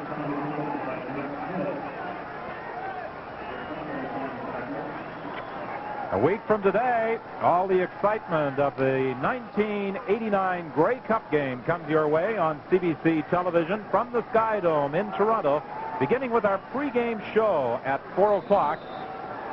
Kickoff is slated for 6. Our pregame show begins at 5:30. So plan to be with us next Sunday for the 77th Grey Cup game right here on CBC television. Winnipeg showing an unbalanced line to the left. The fake inside to Tim Jesse. Saltz buys some time. Delivers to the sidelines incomplete. He was looking for Perry Tuttle. Real good coverage. Lance Shields had him, and he had him cold on that side of the football field. There was nowhere to throw it. Just as Tuttle makes his break, he was there.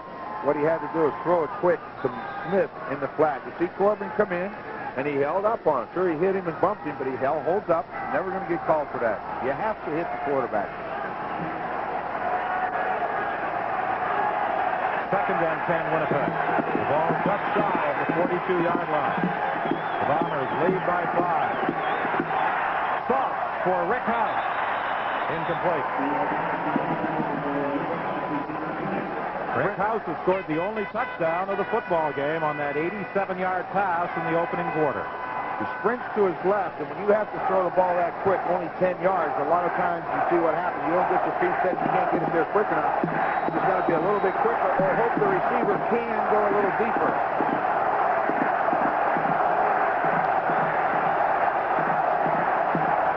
Bob Cameron, who over the years has earned a reputation as one of the best kickers under adverse conditions in the CFL. A short kick this time to Zatilny, and Winnipeg with good coverage, stopping him right in the tracks at the 48-yard line with 8:50 remaining in the third quarter. He has rewarded Canadian gridiron excellence. On November 26th, share the memories once more. CBC Sports and the Grey Cup, a championship team. First and 10, Hamilton. The Ticats at their own 47-yard line, 8:50 remaining in the third quarter. Todd Dillon started the game. Mike Kerrigan has replaced him in this second half. Here comes the blitz. They pick it up. Kerrigan deep, too far for Champion. Good move by Champion down and started to the post, and Rod Hill bit. He came to the inside. Champion hopped outside of him, and Rod Hill fell down. It was just a touch. Step and a half too far for Champion to get to it. I like Carl Brazeley's reaction, Toronto defensive back, and how to defend against Tony Champion. He announced prior to the start of the game in the PA system that his car has been stolen and hope he leaves to go look for him. That was good. I'll tell you, that Eastern dinner the other night, those videos were excellent to watch. And Brazeley had some great lines in there. Second and 10 from the 47-yard line. Winnipeg leading by a score of 9-4.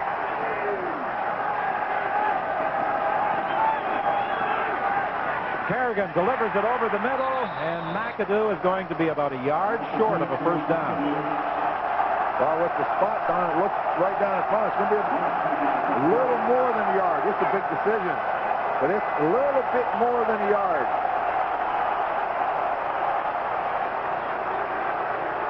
Al Bruno says, let's kick it, and McAdoo is unhappy with the spot he got on that reception. Well, all backs usually are, and I think Al Bruno's making another wise decision. You know, you're trailing 8-4. You only need a touchdown. You miss this, you're giving up good field position again.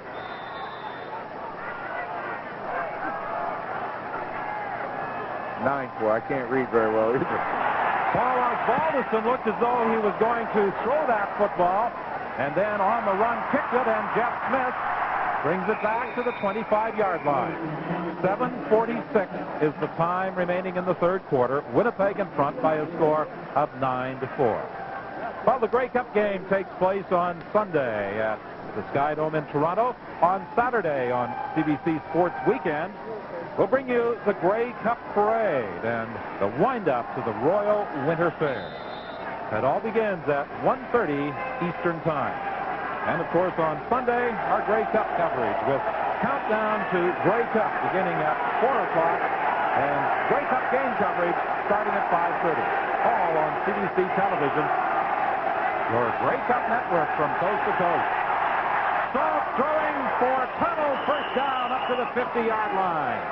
Again, Don, it's a longer play. 18, 19, 20 yards downfield. Good move by Barry Tuttle. A little bit of a play-action pass. Tuttle goes down like he's going to run a curl to the inside, and he breaks right to the sideline, and he loses the defender. You just see him at the bottom of the screen, but look at how far open he is. Nice catch, takes a hit, and out of bounds. 7:17 remaining in the third quarter. Winnipeg leading 9-4.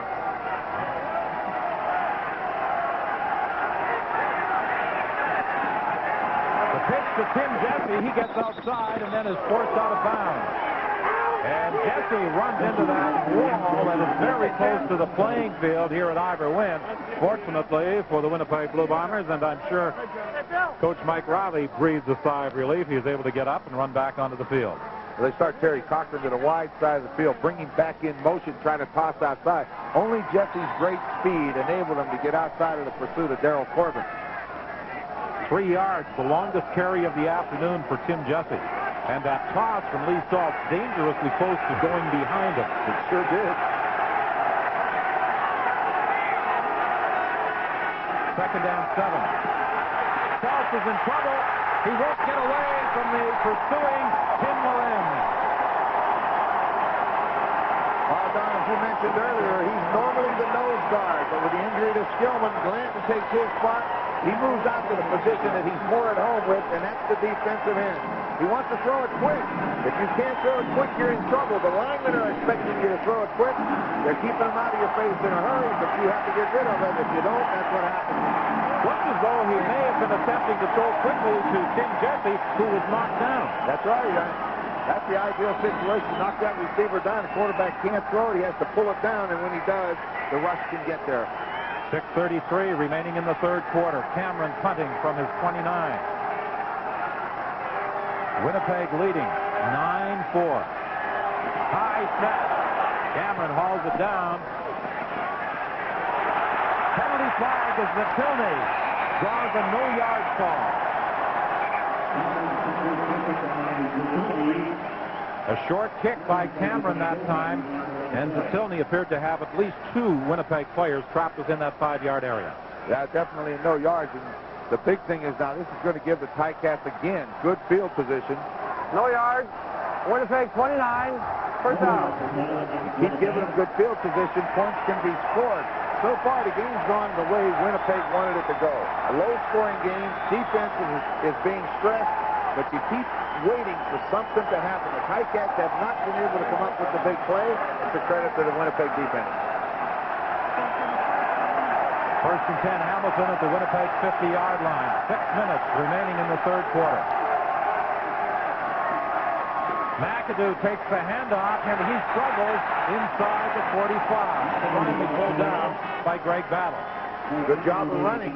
Hit in there, took the bounce, hit in somebody, bounces away, and then Battle and him have to pull him down. Ray Roberta started the year with the Ottawa Rough Riders. He was part of the Scott Flagel swap. Made necessary as the Ticats had to have somebody who could center the ball on third down. Never realized how big he is. 6'5", 265. He's a big specimen. Hamilton may have the biggest offensive line in the league. This sideline pattern to Champion. He'll have the first down. Rod Hill and Sampson stop the Hamilton wide receiver, but it is a Ticat first down. Just a real quick out, and watch Rod Hill. He knows he's going to give him that. He slipped. Now watch right here. Keep position on him.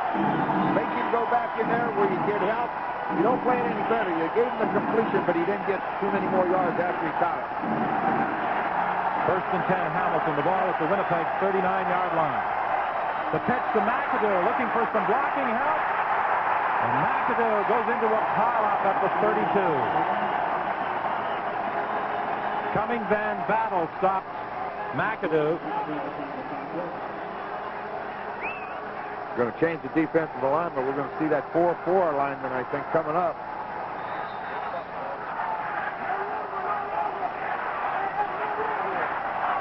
Well, Winnipeg went into that 4-4 alignment in the semifinal against Toronto in an effort to contain Gil Finnerty. Now they're trying to stop McAdoo. Second and 3. The pass for Champion. He gets away from Hill. Sampson comes over to help out. It's a first down, but there's a penalty flag as well. This could be a face mask call against Winnipeg. That time, Rod Hill took the gamble, tried to make the play, and Champion avoided the hit, and then Sampson has to make it and gets called for a face mask. Mike Kerrigan saw the substitutions, and he was expecting that defense, and he got it. Tony Champion is down, and the Ticats can ill afford to lose this man. Yeah, you don't like to see that. I will see it. The quick out is strong. Now, watch Rod Hill coming up. He's got him man-to-man. Takes and he misses him from the inside. Allows Champion now to do some dancing. Let's see what happens. Number 30. There's the face mask. First out. Don't think it was the face mask that caused the problems for Tony Champion. It appeared as though he may have caught a knee in the back of the head as he was going down. That's just what it looked like. Looks like he caught the knee as one of the Winnipeg defenders come over to help out on the tackle. Went over top, but the knee caught him. Tony Champion is still down. Champion led CFL receivers this year with 1,656 yards and 15 touchdowns. The Eastern nominee as the CFL's outstanding player.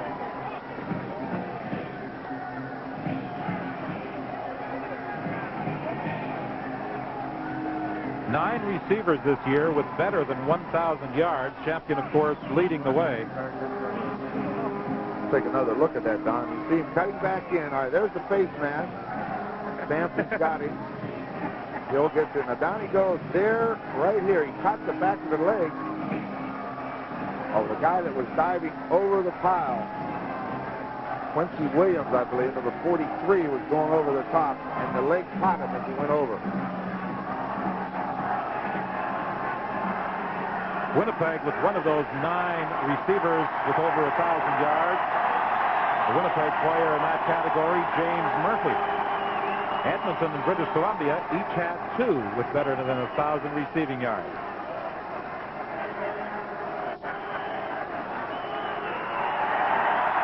Well, Tony Champion is up, and to the delight of the crowd, is able to walk off the field towards that Hamilton bench.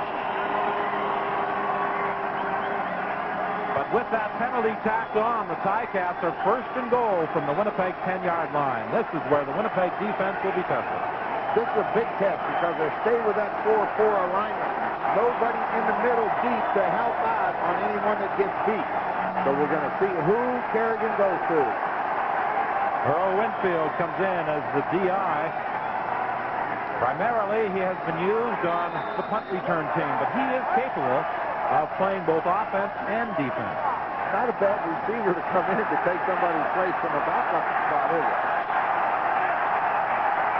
First and goal from inside the 10, 3:52 remaining in the third quarter. Kerrigan throwing into the end zone. Touchdown to Tilney.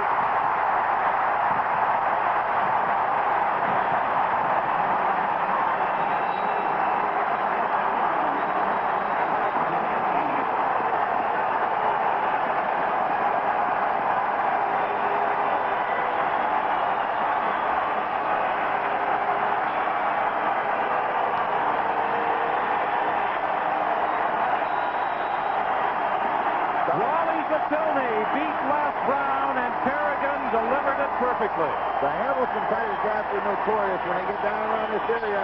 They run what's referred to as a fade, where the wide receiver just runs to the outside of the defender. Kerrigan will lay it up high to the sideline, and you go get it.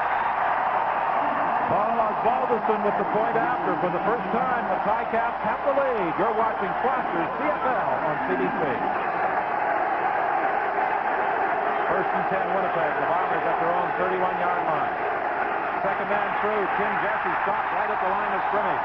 Gerald Corbin, the middle linebacker, read that one perfectly. It's almost like wherever Jesse goes, Corbin arrives at the same time. That's what he's there for. We said he's a very physical linebacker. Look at the size. He's only in his second year, but here he comes. Steps up into the hole, takes on Jesse, and puts him right on the ground. Mike Walker slowed him up, and Corbin finished. They have been alternating Darrell Patterson and Corbin at that middle linebacking position during the course of the season. They feel Corbin is stronger against the run. Well, very much so. If you see Darrell Corbin, he is really a big guy upstairs in his shoulders and arms. Saltz gets away from the initial pressure. Now he's in trouble, looking to the sidelines, and he throws that one out of bounds. He almost put it in the sand. It's just, if he throws it in the stands, that's okay. He didn't know where to throw it to. He just avoided taking about a 12-yard sack. He threw it in the direction of Rick House. Just threw it out of bounds. 2:31 remaining in the third quarter. The momentum of this game has shifted in this second half with Mike Kerrigan moving in at quarterback. Well, you see Saltz gets in a little bit of trouble. You see the sack almost come from the outside. Now they're after him. As we said, he avoided a sack right here. Just throw it away. Right in the direction of Rick House. Grover Covington was after him. 148 career sacks in 148 games. Winfield waits for the ball at the 35-yard line. Good hit as Winfield is decked by Tyrone Jones at the 42. 2:11 remains in the third quarter. Let's join Scott over.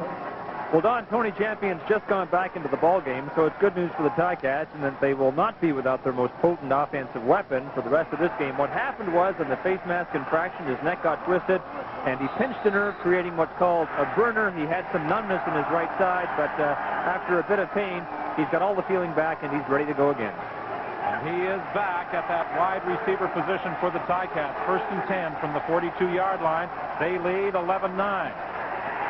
Pass intended for Champion, incomplete. It will be 2nd and 10, 1:53 remaining in the third quarter. We're getting a good look at why Mike Kerrigan is difficult to sack. He dropped back 3 steps, threw it on time. He reads extremely quick, and he makes his mind up, and he throws it. That time when Estelle went into the flat, as soon as Darrell Sampson took the step with it, he immediately threw it inside the Champion. That's his strength. Not big numbers, but at this time of year, those stats aren't really important. Stats aren't important now, and no one even cares about them. All they want to know is did you win. McAdoo, the ball carrier, trying to get to the outside, and he is going to be stopped about 3 yards short of the first down by Ken Petway. Roy McMurtry and David Braley, 2 of the interested spectators this afternoon at Ivor Wynne Stadium. Of course, David Braley has a vested interest as the owner of the Hamilton Tiger Cats. Boy, he did a great job when he took over here last spring, creating new interest in Hamilton. There was more talk, more marketing done here than been done in a long time. This man has been everywhere, in the front office, selling tickets, checking the washrooms, the concession stands. Is that a hands-on owner, would you say? He has been active as owner of the Ticats. Ken Winey at the 25-yard line looking for a couple of blocks. They don't develop, and he is stopped right at the 27 with 1:02 remaining in this third quarter. Buchanan and Peter Gitsopoulos downfield to make the tackle. At least you think with him coming on the field, he's got a tough decision to make right now. They have not run the football, but you'd like to run the football. I know he would. He'd like to take a little bit of the pressure off. I don't know whether it's worked for him to run again. Every time he's tried, the Ticats have stuffed him. We're into the final minute of the third quarter. Winnipeg with that unbalanced line to the left.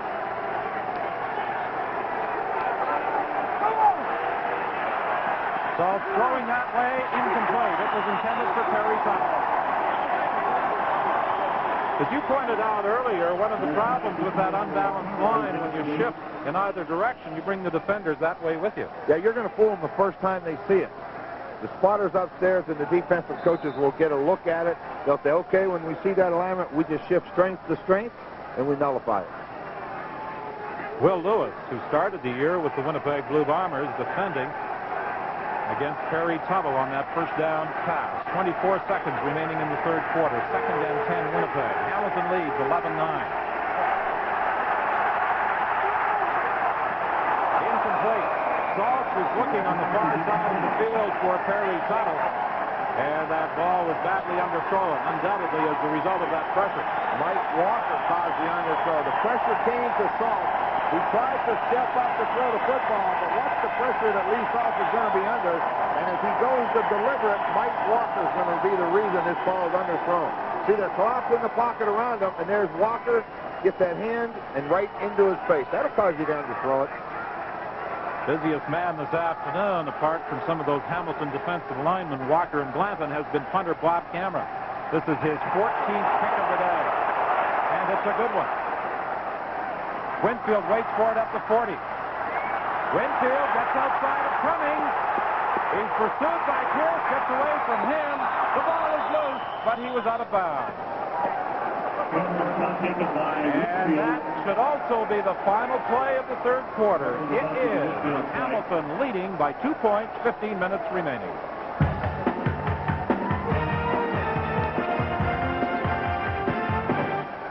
Silney, who could very well emerge from this game as the Hamilton hero, limping off to the bench. He was kept down on that punt return by Winfield. He came diving in, trying to make a block, and one of his own teammates, Donahue Grant, hit him. Sure did. Donahue Grant made a good block on Ken Petway, but in the process, he's the one that hurts the Silney. 1st and 10, midfield, Hamilton to start the fourth quarter. Draw play with McAdoo, and McAdoo has a gain of 6 yards before being stopped by Greg Babbitt. The Hamilton football team now, it appears momentum starting to swing a little bit. They have dominated the line of scrimmage on defense. Now it appears that the offense is starting to wear down Winnipeg a little bit. The last series or so, McAdoo's been able to find some running room.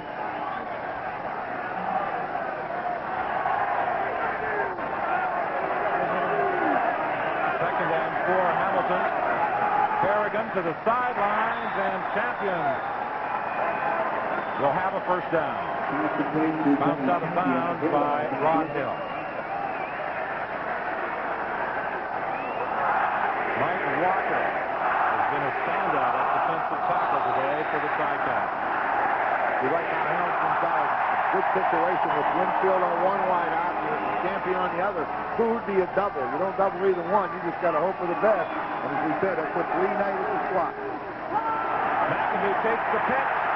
Good run for a gain of 9.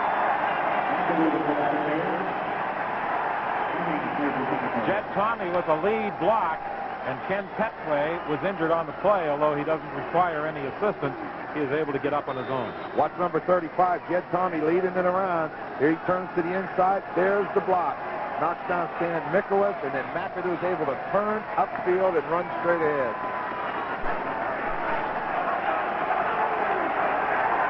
Second and 2. McAdoo stopped right at the line of scrimmage and then is driven back. He's stopped by Leon Hampiano and Stan Mikolas. It's going to be 2 yards short. Just about 2. Either punt or field goal, but he makes the decision. Field goal. Osbaldiston brings the tee on.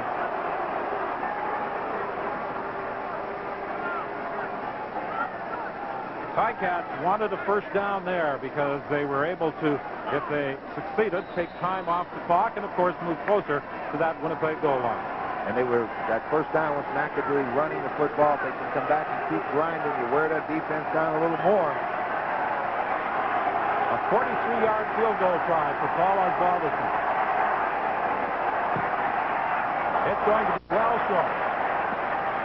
It bounces back towards the line of scrimmage, and that is going to be a no-yards call against the Ticats. McAdoo is there to bring down Ken Winey, but it's a no-yards call against Hamilton. This is Foster's CFL on CBC.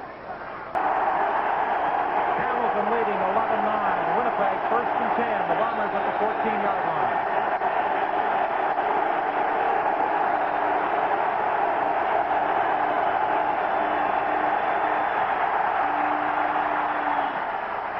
Saltz delivers, and the catch is made by Terry Tuttle, just about a yard shy of a first down in front of Will Lewis. Good pass rush. Mike Walker coming from the inside and looping out. He forced Saltz to step over, and then Saltz at the last minute was able to find Tuttle. Winnipeg sends in the short yardage offense.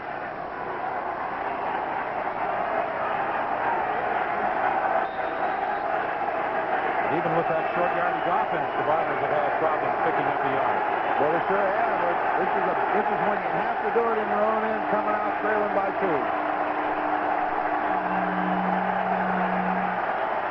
There's the pitch to Tim Jesse. Jesse gets the first down and more out to the 32-yard line. A little bit surprised at that. They split the guys out. They put those big guys in there and then split them out on the line of scrimmage and still run the toss trying to get outside, and it worked very well. This crowd at Ivor Wynn from the start of the ball game has been very vocal. I think they like that tough defense down here. They always have, and this has been a defensive battle both ways.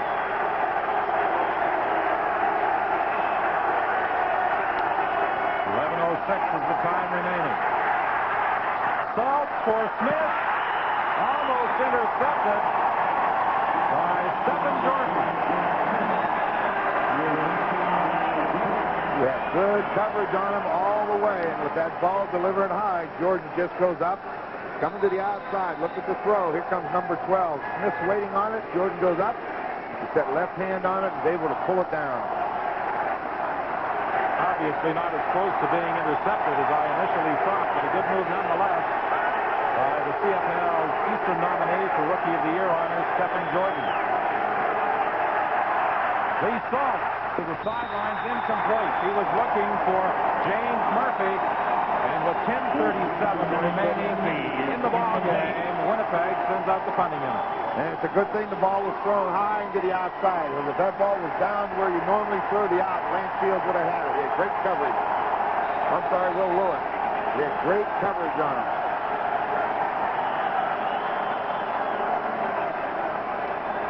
Bob Cameron, under these somewhat difficult conditions this afternoon, has a punting average below what he averaged during the course of regular season play.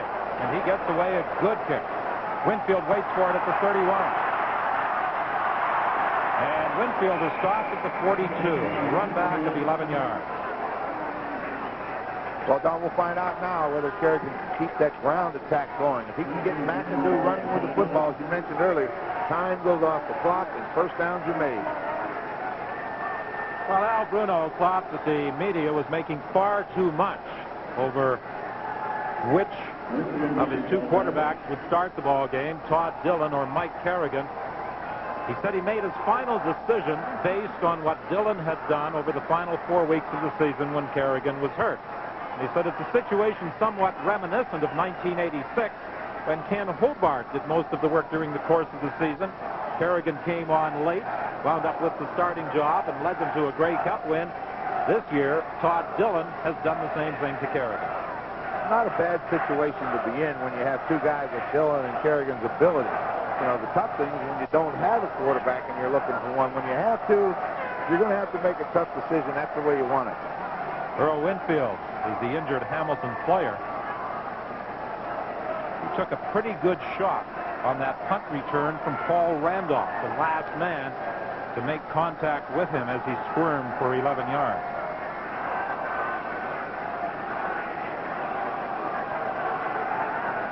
.10:13 is the time left to play at Ivor Wynn. Take another look at the hit. Here comes Randolph. Good hit.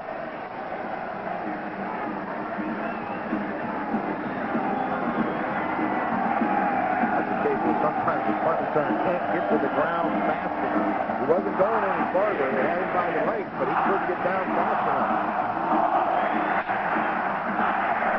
Wally Zassoni, who was shaken up earlier, is back in the ball game, and it appears as though Earl Winfield is going to be able to get up and walk off to that Hamilton bench. He is favoring that right arm.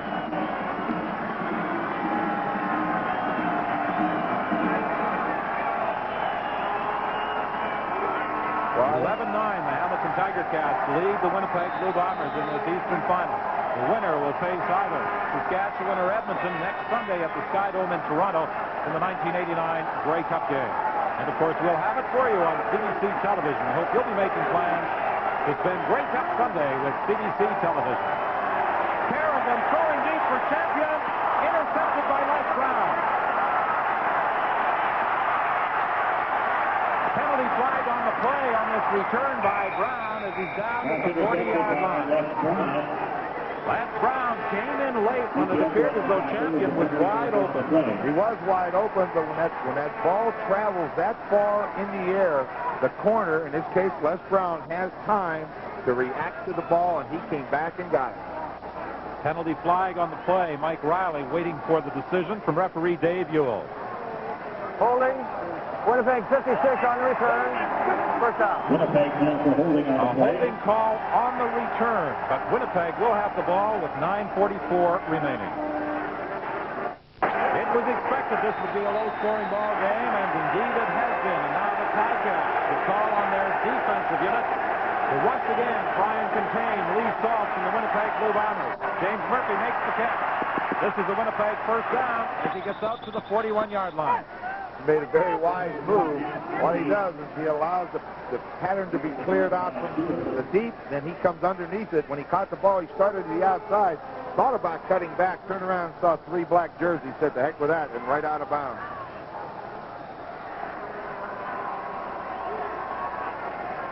There it is. Tony Champion appeared to be open, but Les Brown comes back and makes the interception on that play previous to that one. Back to the live action, first and 10 Winnipeg from the 41-yard line. He was looking for James Murphy on the audible, but Peter Gustopoulos, the linebacker, got his arms up to knock it down. Decide you're going to throw the football, come on that slant, and that weak side linebacker, in this case Pete Gustopoulos, just stands there with his hands up. Look at him. Right in line. Get that big left hand up there and bats it down. Peter Giftopoulos has been getting better as this 1989 season has progressed. He sure has. You know, they got him last year in that trade from Saskatchewan. He didn't start last year. This year, each game seems like he's been better. Second and 10, Winnipeg from the 41. Saltz throwing deep for Rick House. He makes the catch, but he's out of bounds.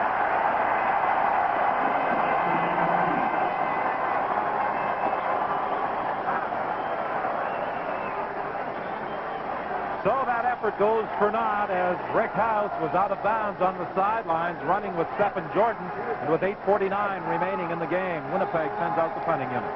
Yeah, they're going to have to punt it and hope that defense can turn it over, not allow Hamilton to get anything going on offense.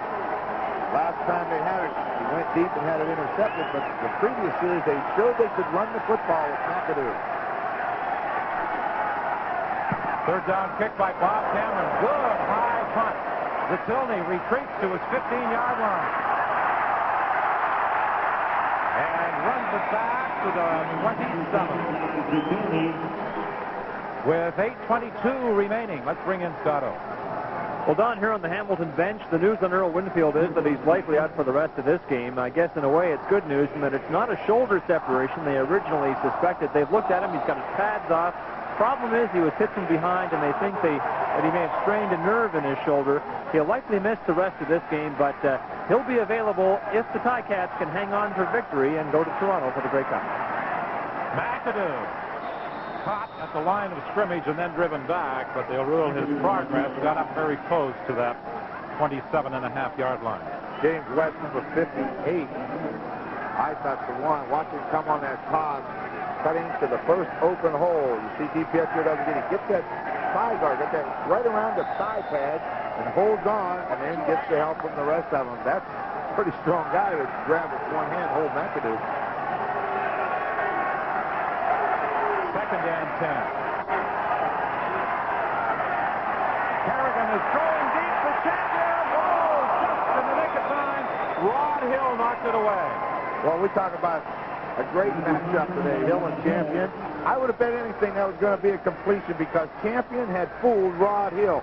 Started to the outside. Hill made a complete turn and come back and just got the hand up in front of it. Not just a completion, but a touchdown. Yeah, that would have been a touchdown. Well, that was a great play, but watch Hill come into the screen. Looks like he's got it. There's that right hand. Hill did a complete turn, which is hard to do, and then locate the football.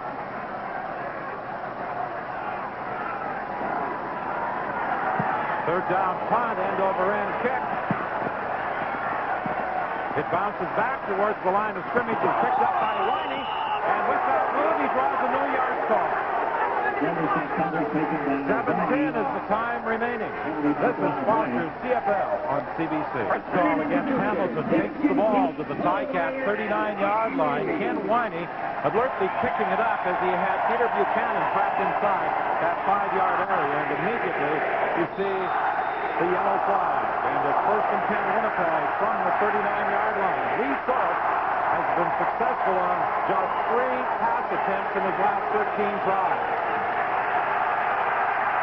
His arm was hit as he tried to go deep for James Murphy. Line of scrimmage again. That pocket is collapsing around Lee Saltz in a hurry. That time, I believe it was Darryl Corbin coming up the middle.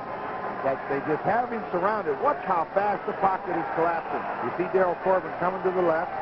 Kind of gives him a shove, steps up front, and Corbin shoves Tim Jesse right back into his face. Very hard. His pattern, you can't step and throw. He's completed less than 33% of his passes. Winnipeg has not been able to run the ball. They must throw it. Saltz goes down, fumbles the football. Hamilton will get it.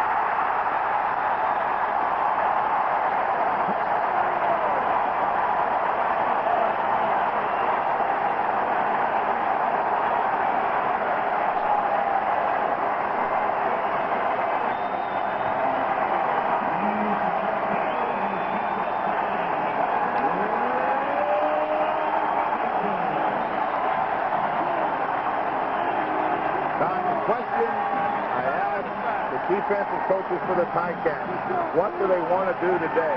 They want to shut the running game down, force Lee Saltz to throw it. He said, if we can do that, we will get to him. And they have. Grover Covington with the fumble recovery at the 35-yard line. Pass is complete to Rocky DiPietro. He is brought down at the 42. That's the first reception of the afternoon for the CFL's all-time pass receiving leader. Mike Riley, the head coach of the Winnipeg Blue Bombers, has never lost a postseason game. He won 3 last year. He won his semifinal game this year, trying to make it 5 in a row. With 5:42 remaining, and the Ticats in possession and leading by 2. The chances don't look that good, particularly when Mike Kerrigan can scramble for a first down. Well, he took the look to the outside. He was going to let it go in a hurry. He didn't like what he saw. I don't think he could have got the ball at Champion. He pulled it down, and a little bit of a hole developed, and right up the field. And at 6'4", once he gets across line of scrimmage, he goes down. The reason he couldn't throw it, James West was there, right in his face. First and 10. The ball is at the 46-yard line. Kerrigan looking for Champion. Darrell Sampson was defending. Fans thought there was interference, but not really. Sampson was right in the area he should. He was just turning around to play the football. No way could Champion get that one. 5:01 the time remaining. 2nd and 10 Hamilton. The Ticats at their own 46-yard line. That fumble by Saltz doubly costly because the Winnipeg Blue Bombers were within the field goal range of Trevor Kenner, even had they not been able to pick up yardage. Battle is after Kerrigan. Kerrigan trying to throw underneath for McAdoo, and it's short. Nothing wrong with what he did there. Kerrigan's not a very good passer when he's on the run, but what he did do, he took no chances on trying to throw the ball back across his body where it could be intercepted, plus it hits the ground and they bring it back to the line of scrimmage so he doesn't lose any yardage. 4:40 the time remaining. Hamilton leading Winnipeg 11-9. The winner will advance to the Grey Cup game next Sunday at the Sky Dome in Toronto. Our Grey Cup coverage begins at 4 o'clock. Balderson at his own 31-yard line, taking as much time as possible before launching this 3rd down kick. Jeff Smith fields it at the 34-yard line, and he has hit immediately. Mark Napier-Kowski, number 79, was the man who decked Jeff Smith just after he caught the football.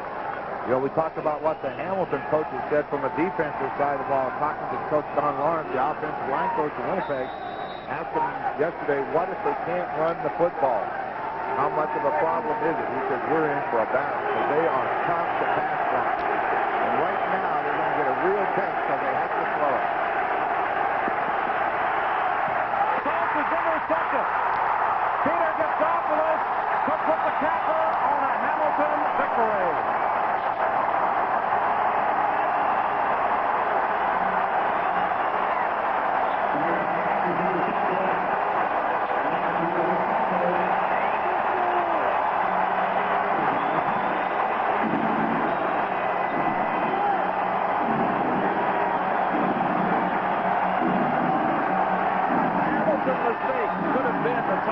Undoing in the opening quarter, just the reverse might hold true now in the 4th. Very much so, Tate. You know, you don't want to make excuses, but I don't think Lee Saltz never saw Pete Gittopoulos.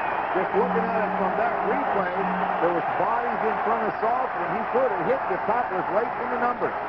Jed Tommy, the ball carrier, stopped at the 30-yard line. I think that's his first carry of the day. Of course, it was Jed Tommy in the Hall of Fame game here at Ivor Wynn, had a memorable moment. His grandfather had been inducted into the Hall of Fame, and Jed Tommy, after catching a touchdown pass against the same Blue Bombers, threw the ball up into the stands to his grandfather. Sure did.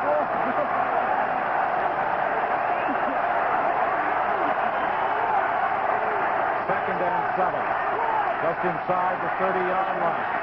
Kerrigan for Zatilny.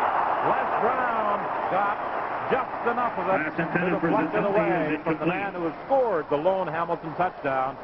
Slot back Wally Zatilny. 2:59 remains at Ivor Wynn with the Ticats hanging on to a 2-point lead. On 3rd and 7 with 2:59 remaining, Ken Winey is back in the end zone, awaiting a Paul Osbaldiston field goal attempt. If he misses this time, do you give him the point? Yeah, I think you probably do. Because you need field position. You sure do. You need that ball. It's on the 35. That's where you get it either he makes it. But I don't think Winnipeg can afford to start inside. But he isn't going to miss.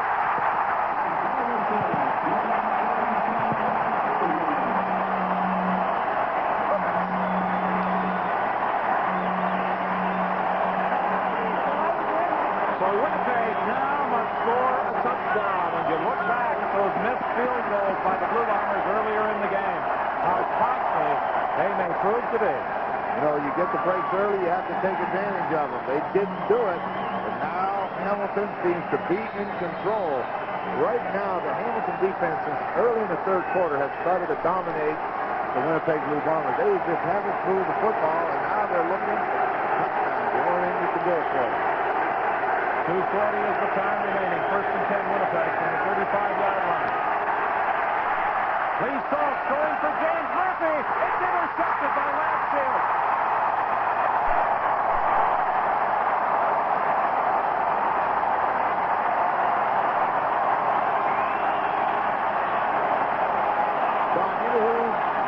This play possible was Jim Bradford. He throws the ball deep. Murphy knows that he has inside on Shields, but here comes Rockford. He tries to come inside of that, took his eye off, tipped the ball in the air. Shields is trailing along, and he makes the interception. Good defense, and that's why Rockford's back in the middle. You can see him right at the top of the screen. All right, the ball is gone. Now here he comes.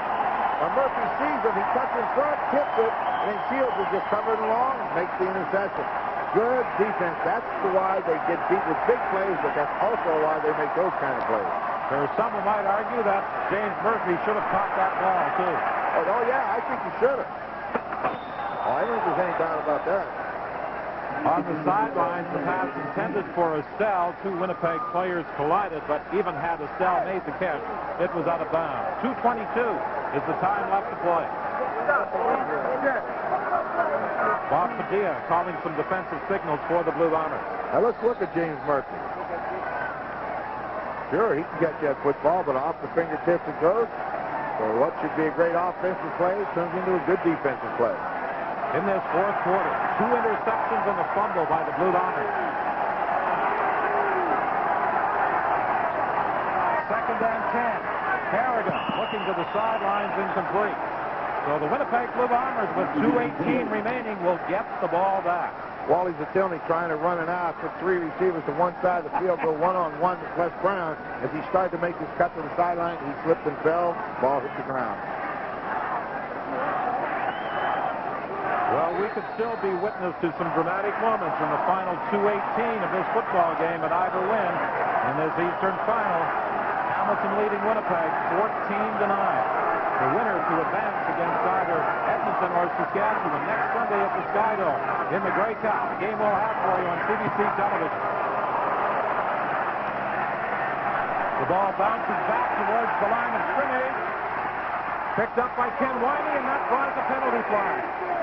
Winey again traps 2 or 3 Ticats within that 5-yard area. I was watching Paul Osbaldiston. He was coming. They didn't watch him that time. He was getting close.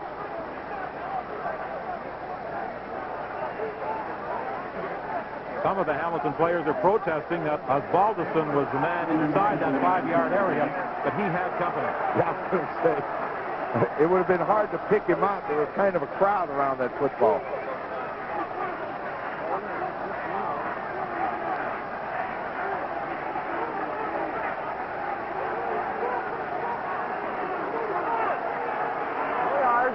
Winnipeg 79.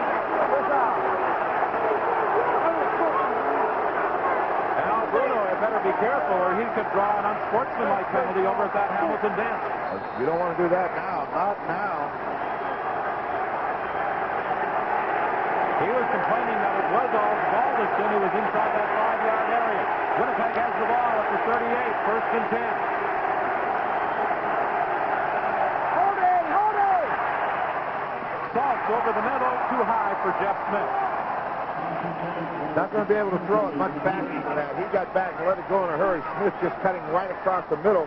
Had the man coverage, had Sonny Gordon right in his back, but the ball was delivered high.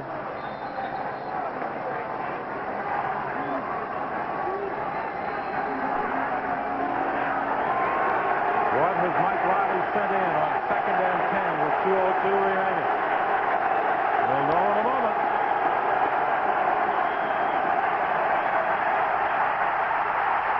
Saltz is in trouble.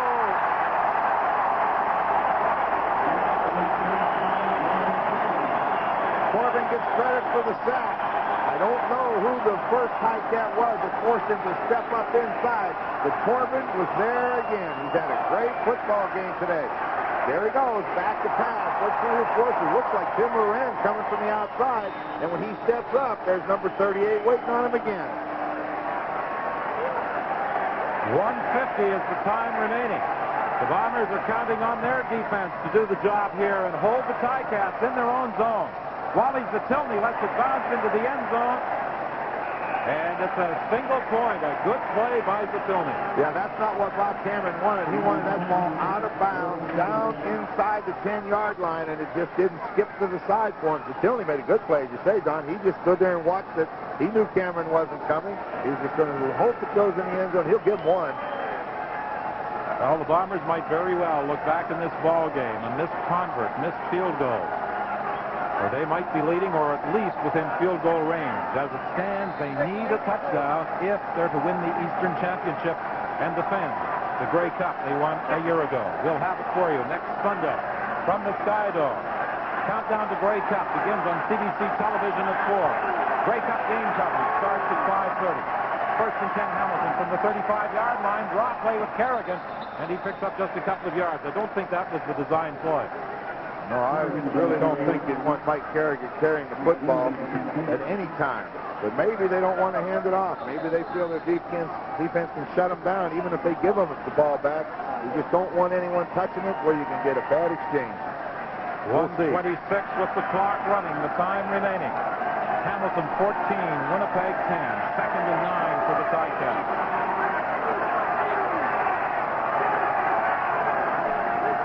Hand off to McAdoo. McAdoo is going to be dropped for a loss. Good play by Ty Jones. And immediately Mike Riley signaled from the sideline. Time out. Save it. 1:10 on the clock. He wants to save it. Well, what do you think? You have to go after it. You've got to go after this one with 1:10. They haven't moved the football on offense. What they need is a block punt if they're going to win it. In the second half, the Hamilton defenders have controlled Winnipeg's offense totally. And really, Hamilton's touchdown only came when they got field position at the Winnipeg 50-yard line. A couple of big plays and a touchdown to Zatilny. Winnipeg just hasn't answered, as you mentioned earlier, Don, all the chances in the first quarter. 1:10 is the time remaining. The clock will not start until the ball is snapped. Just one man back. That's Ken Wyman. This ball bounces to Ronnie, mishandles it, and he is down at the 46. The ball has been caught and taken by Whitey. Peter Buchanan was the man who pinned Ken Whitey after he mishandled that punt with 1:02 remaining. It really wasn't important how far a ball can kick it. Just get it over the line of scrimmage. Force Winnipeg to go as far as you can, and right now they're looking at about 60 yards for the touchdown, and only 1:02 to do it. Well, Lee Saltz will have to do something here, or there will be a new CFL champion crowned 1 week from today. James Murphy was the target that pass was behind him. And the surprising thing, the Hamilton Tiger Cats went to the zone defense. They don't like the zone, but I think with 1 minute left, don't give them the chance for the big play. One play that hasn't been part of Winnipeg's offensive scheme today, a play that they have had success with in the past, has been that hitch screen to Murphy. I think everybody knows they have it. They really get ready for it for them. Right now, they've got to get that ball into the middle of the field. The holes are in the middle right now. They're taking the outside away from them. 58 seconds remaining. Sideline pattern to James Murphy. First down, Winnipeg. You saw Peter Gipsopoulos. He's upset with himself. He's responsible for getting outside underneath that out pattern, and he needed another step. So the Bombers are not history yet. 53 seconds is the time remaining. Winnipeg first and 10 at the Hamilton 53. A lot of time, really. I mean, 53 seconds is an eternity for a quarterback if he can get it going.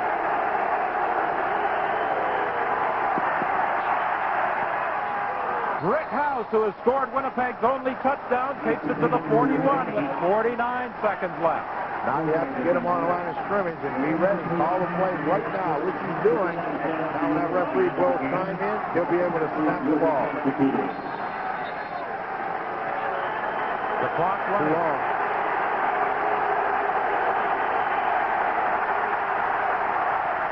Sideline to James Murphy. Murphy runs back into the middle of the field to the 25-yard line with 35 seconds remaining. Get him on the line. Like that time, after the referee blew the play in, he took 5 seconds. He should get under the center, through that whistle blow. Sideliner for James Murphy, out of bounds with a gain of about 3, but that will stop the clock. Well, it gives him a chance now to get some help from the sideline there. Get him in there. You know they're going to get 3 down. You know they're going to do anything to try to score, but it's not over. 27 seconds. Al Bruno glancing at the clock. That's the time remaining. The ball is at the 22 of Hamilton. Second and 7, Winnipeg.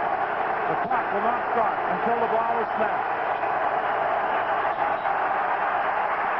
Saltz throwing into the end zone. And it's incomplete. The Winnipeg receiver protesting that he was interfered with. However, Perry Tuttle has his complaints fall on deaf ears as he was bumped by Lance Shields running his pattern.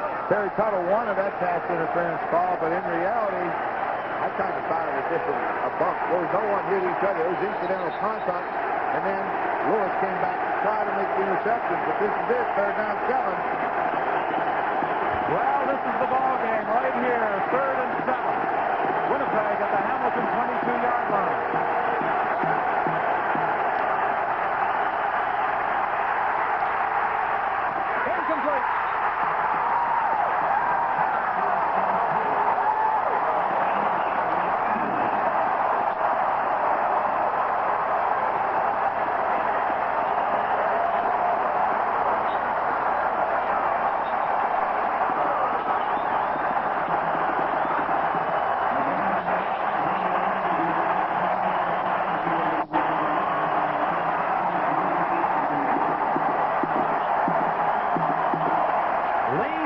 Attempted to go to Perry Tuttle. Lance Shields deflected it, and Darryl Corbin celebrates a Hamilton victory with just 15 seconds remaining. And the Ticats will be heading down the QEW next Sunday for the 1989 Grey Cup game at the Skydome.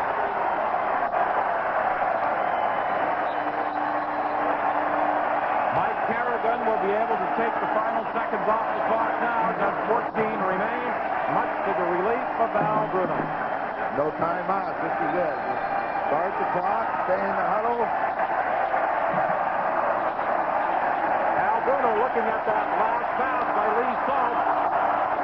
Doesn't really show a great deal of emotion over at that Hamilton bench. But the final seconds have clicked off, and the Ticats have won the Eastern Championship, dethroning the Grey Cup champion Winnipeg Blue Bombers by a 14-10 score.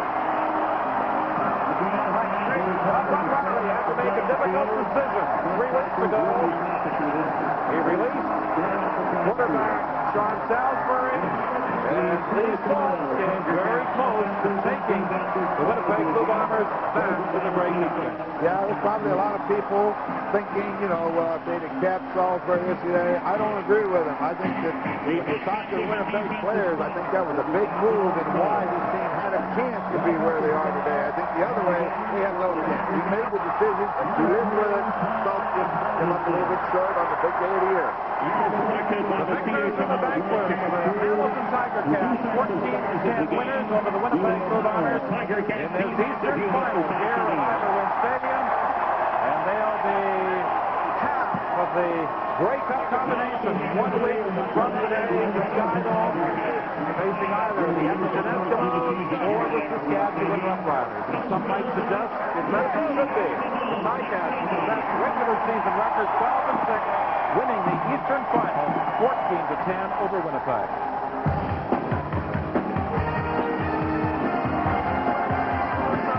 Hamilton Tiger Cats success this afternoon, and not surprisingly, middle linebacker Daryl Corbin is our Foster's MVP. Corbin, Glanton, Walker, Gipsopoulos, and others constantly kept pressure on Lee Saltz as the Hamilton Tiger Cats won it by a score of 14-10. Now let's go down to field level where Scott Oak is standing by with a very happy Al Bruno.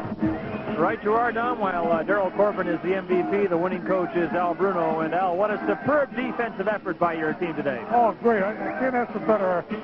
We're stamina on offense, but our defense made the big plays all throughout the whole game. And I'm so proud of the defense and the job our defensive coaches did. And you can't ask for a better job. Against a pep-top Winnipeg football team, they were good. Yeah, they were outstanding. They gave you all you could handle. Now, you knew of all the things you had to do, you had to smother their running attack, and you really negated Tim Jesse's chance to contribute in this game. They had a couple big plays. They had some penalties that went against us, and I'll tell you, they played a heck of a ball game, and if people think that we were going to walk over, they're crazy, because they were in the game till the end, and it could have went either way. What was the mood on this team, Al, throughout the course of the first half when both teams had squandered some scoring opportunities? They more than you, but I'm sure you were concerned. Well, we gave them good opportunities. They missed some field goals. Our defense made the plays for us. Halftime, we talked about that. We come out, and I think both teams are playing very conservative football after that, and the score proves it. But both teams were leery of the big plays. They play conservative. And I think we did a better job defensively than they did, although both defenses played very well. You said that you wouldn't worry yesterday about putting in two quarterbacks, changing quarterbacks in the second half if you had to, and you went that way, and it paid off. I wanted to give Carrigan a chance because we weren't moving the ball in the second quarter. As a matter of fact, I was going to make another switch in the last 2 minutes because to get the better running quarterback in there to kill some time. But I thought Carrigan did a good job. We did drop some passes, but overall, I thought both quarterbacks kept us in the game and did a job. But the defense and the special teams won that game for us today. Now, Al, a couple of weeks ago, we featured you at halftime. We talked about the new Al Bruno on the sidelines. We want to look now at your reaction at the end of this game when you knew that you finally had it won, and here you are. That's really a special moment, eh? Well, that wasn't no yards penalty. Those great guys carrying me. That's right. You deserve the victory, obviously. I know you were a little bit more upset. A few moments before that, you referred to the no-yards call that had you on the verge of spontaneous combustion. The rule says the ball bounced back. It's a 5-yard penalty and out of 15. But near the end there, it gave them pretty good field goal position, but they needed more than a field goal to win. Well, Al, it doesn't matter now. As you know, you've won it. Congratulations. Don? Well, Scott, Al Bruno briefly touched on squandered scoring opportunities, and as the Winnipeg Blue Bombers look back in this one, and missed converts, 3 missed field goals, really the difference in the ball game, coupled with those turnovers in the fourth quarter. Yeah, you cannot make mistakes when you're two equal teams, and both these teams, they are equal. But I think the big thing, as Al Bruno mentioned again, defense and special teams, that's what wins championships. And that Hamilton defense was tough today. Sometimes an injury will bring a new star to the fore, and that was the case today. Ronnie Glanton stepping in place of Rod Skillman, and what a ball game he played in the first half. The defense was definitely the key to the Hamilton Tiger Cats' success, and they will now advance to next Sunday's Grey Cup game against either Saskatchewan or Edmonton. Scott? All right, Don, another miracle finish for the Bombers is not to be then. Their reign as Grey Cup champions is over 51 weeks after it began. This game followed the form chart, which is to say during the regular schedule, all the games between these two were close, could have gone either way. The Ticats won them all. They have won this one. The end result is they're on their way to Toronto for the Grey Cup. We want you to plan your Grey Cup Sunday around the Grey Cup on CBC schedule. We'll be on the air at 4 Eastern with our countdown to kickoff show, and our Grey Cup game coverage begins an hour and a half later at 5:30 Eastern. Hamilton versus either Edmonton or Saskatchewan. Thank you for joining us this afternoon. Good afternoon.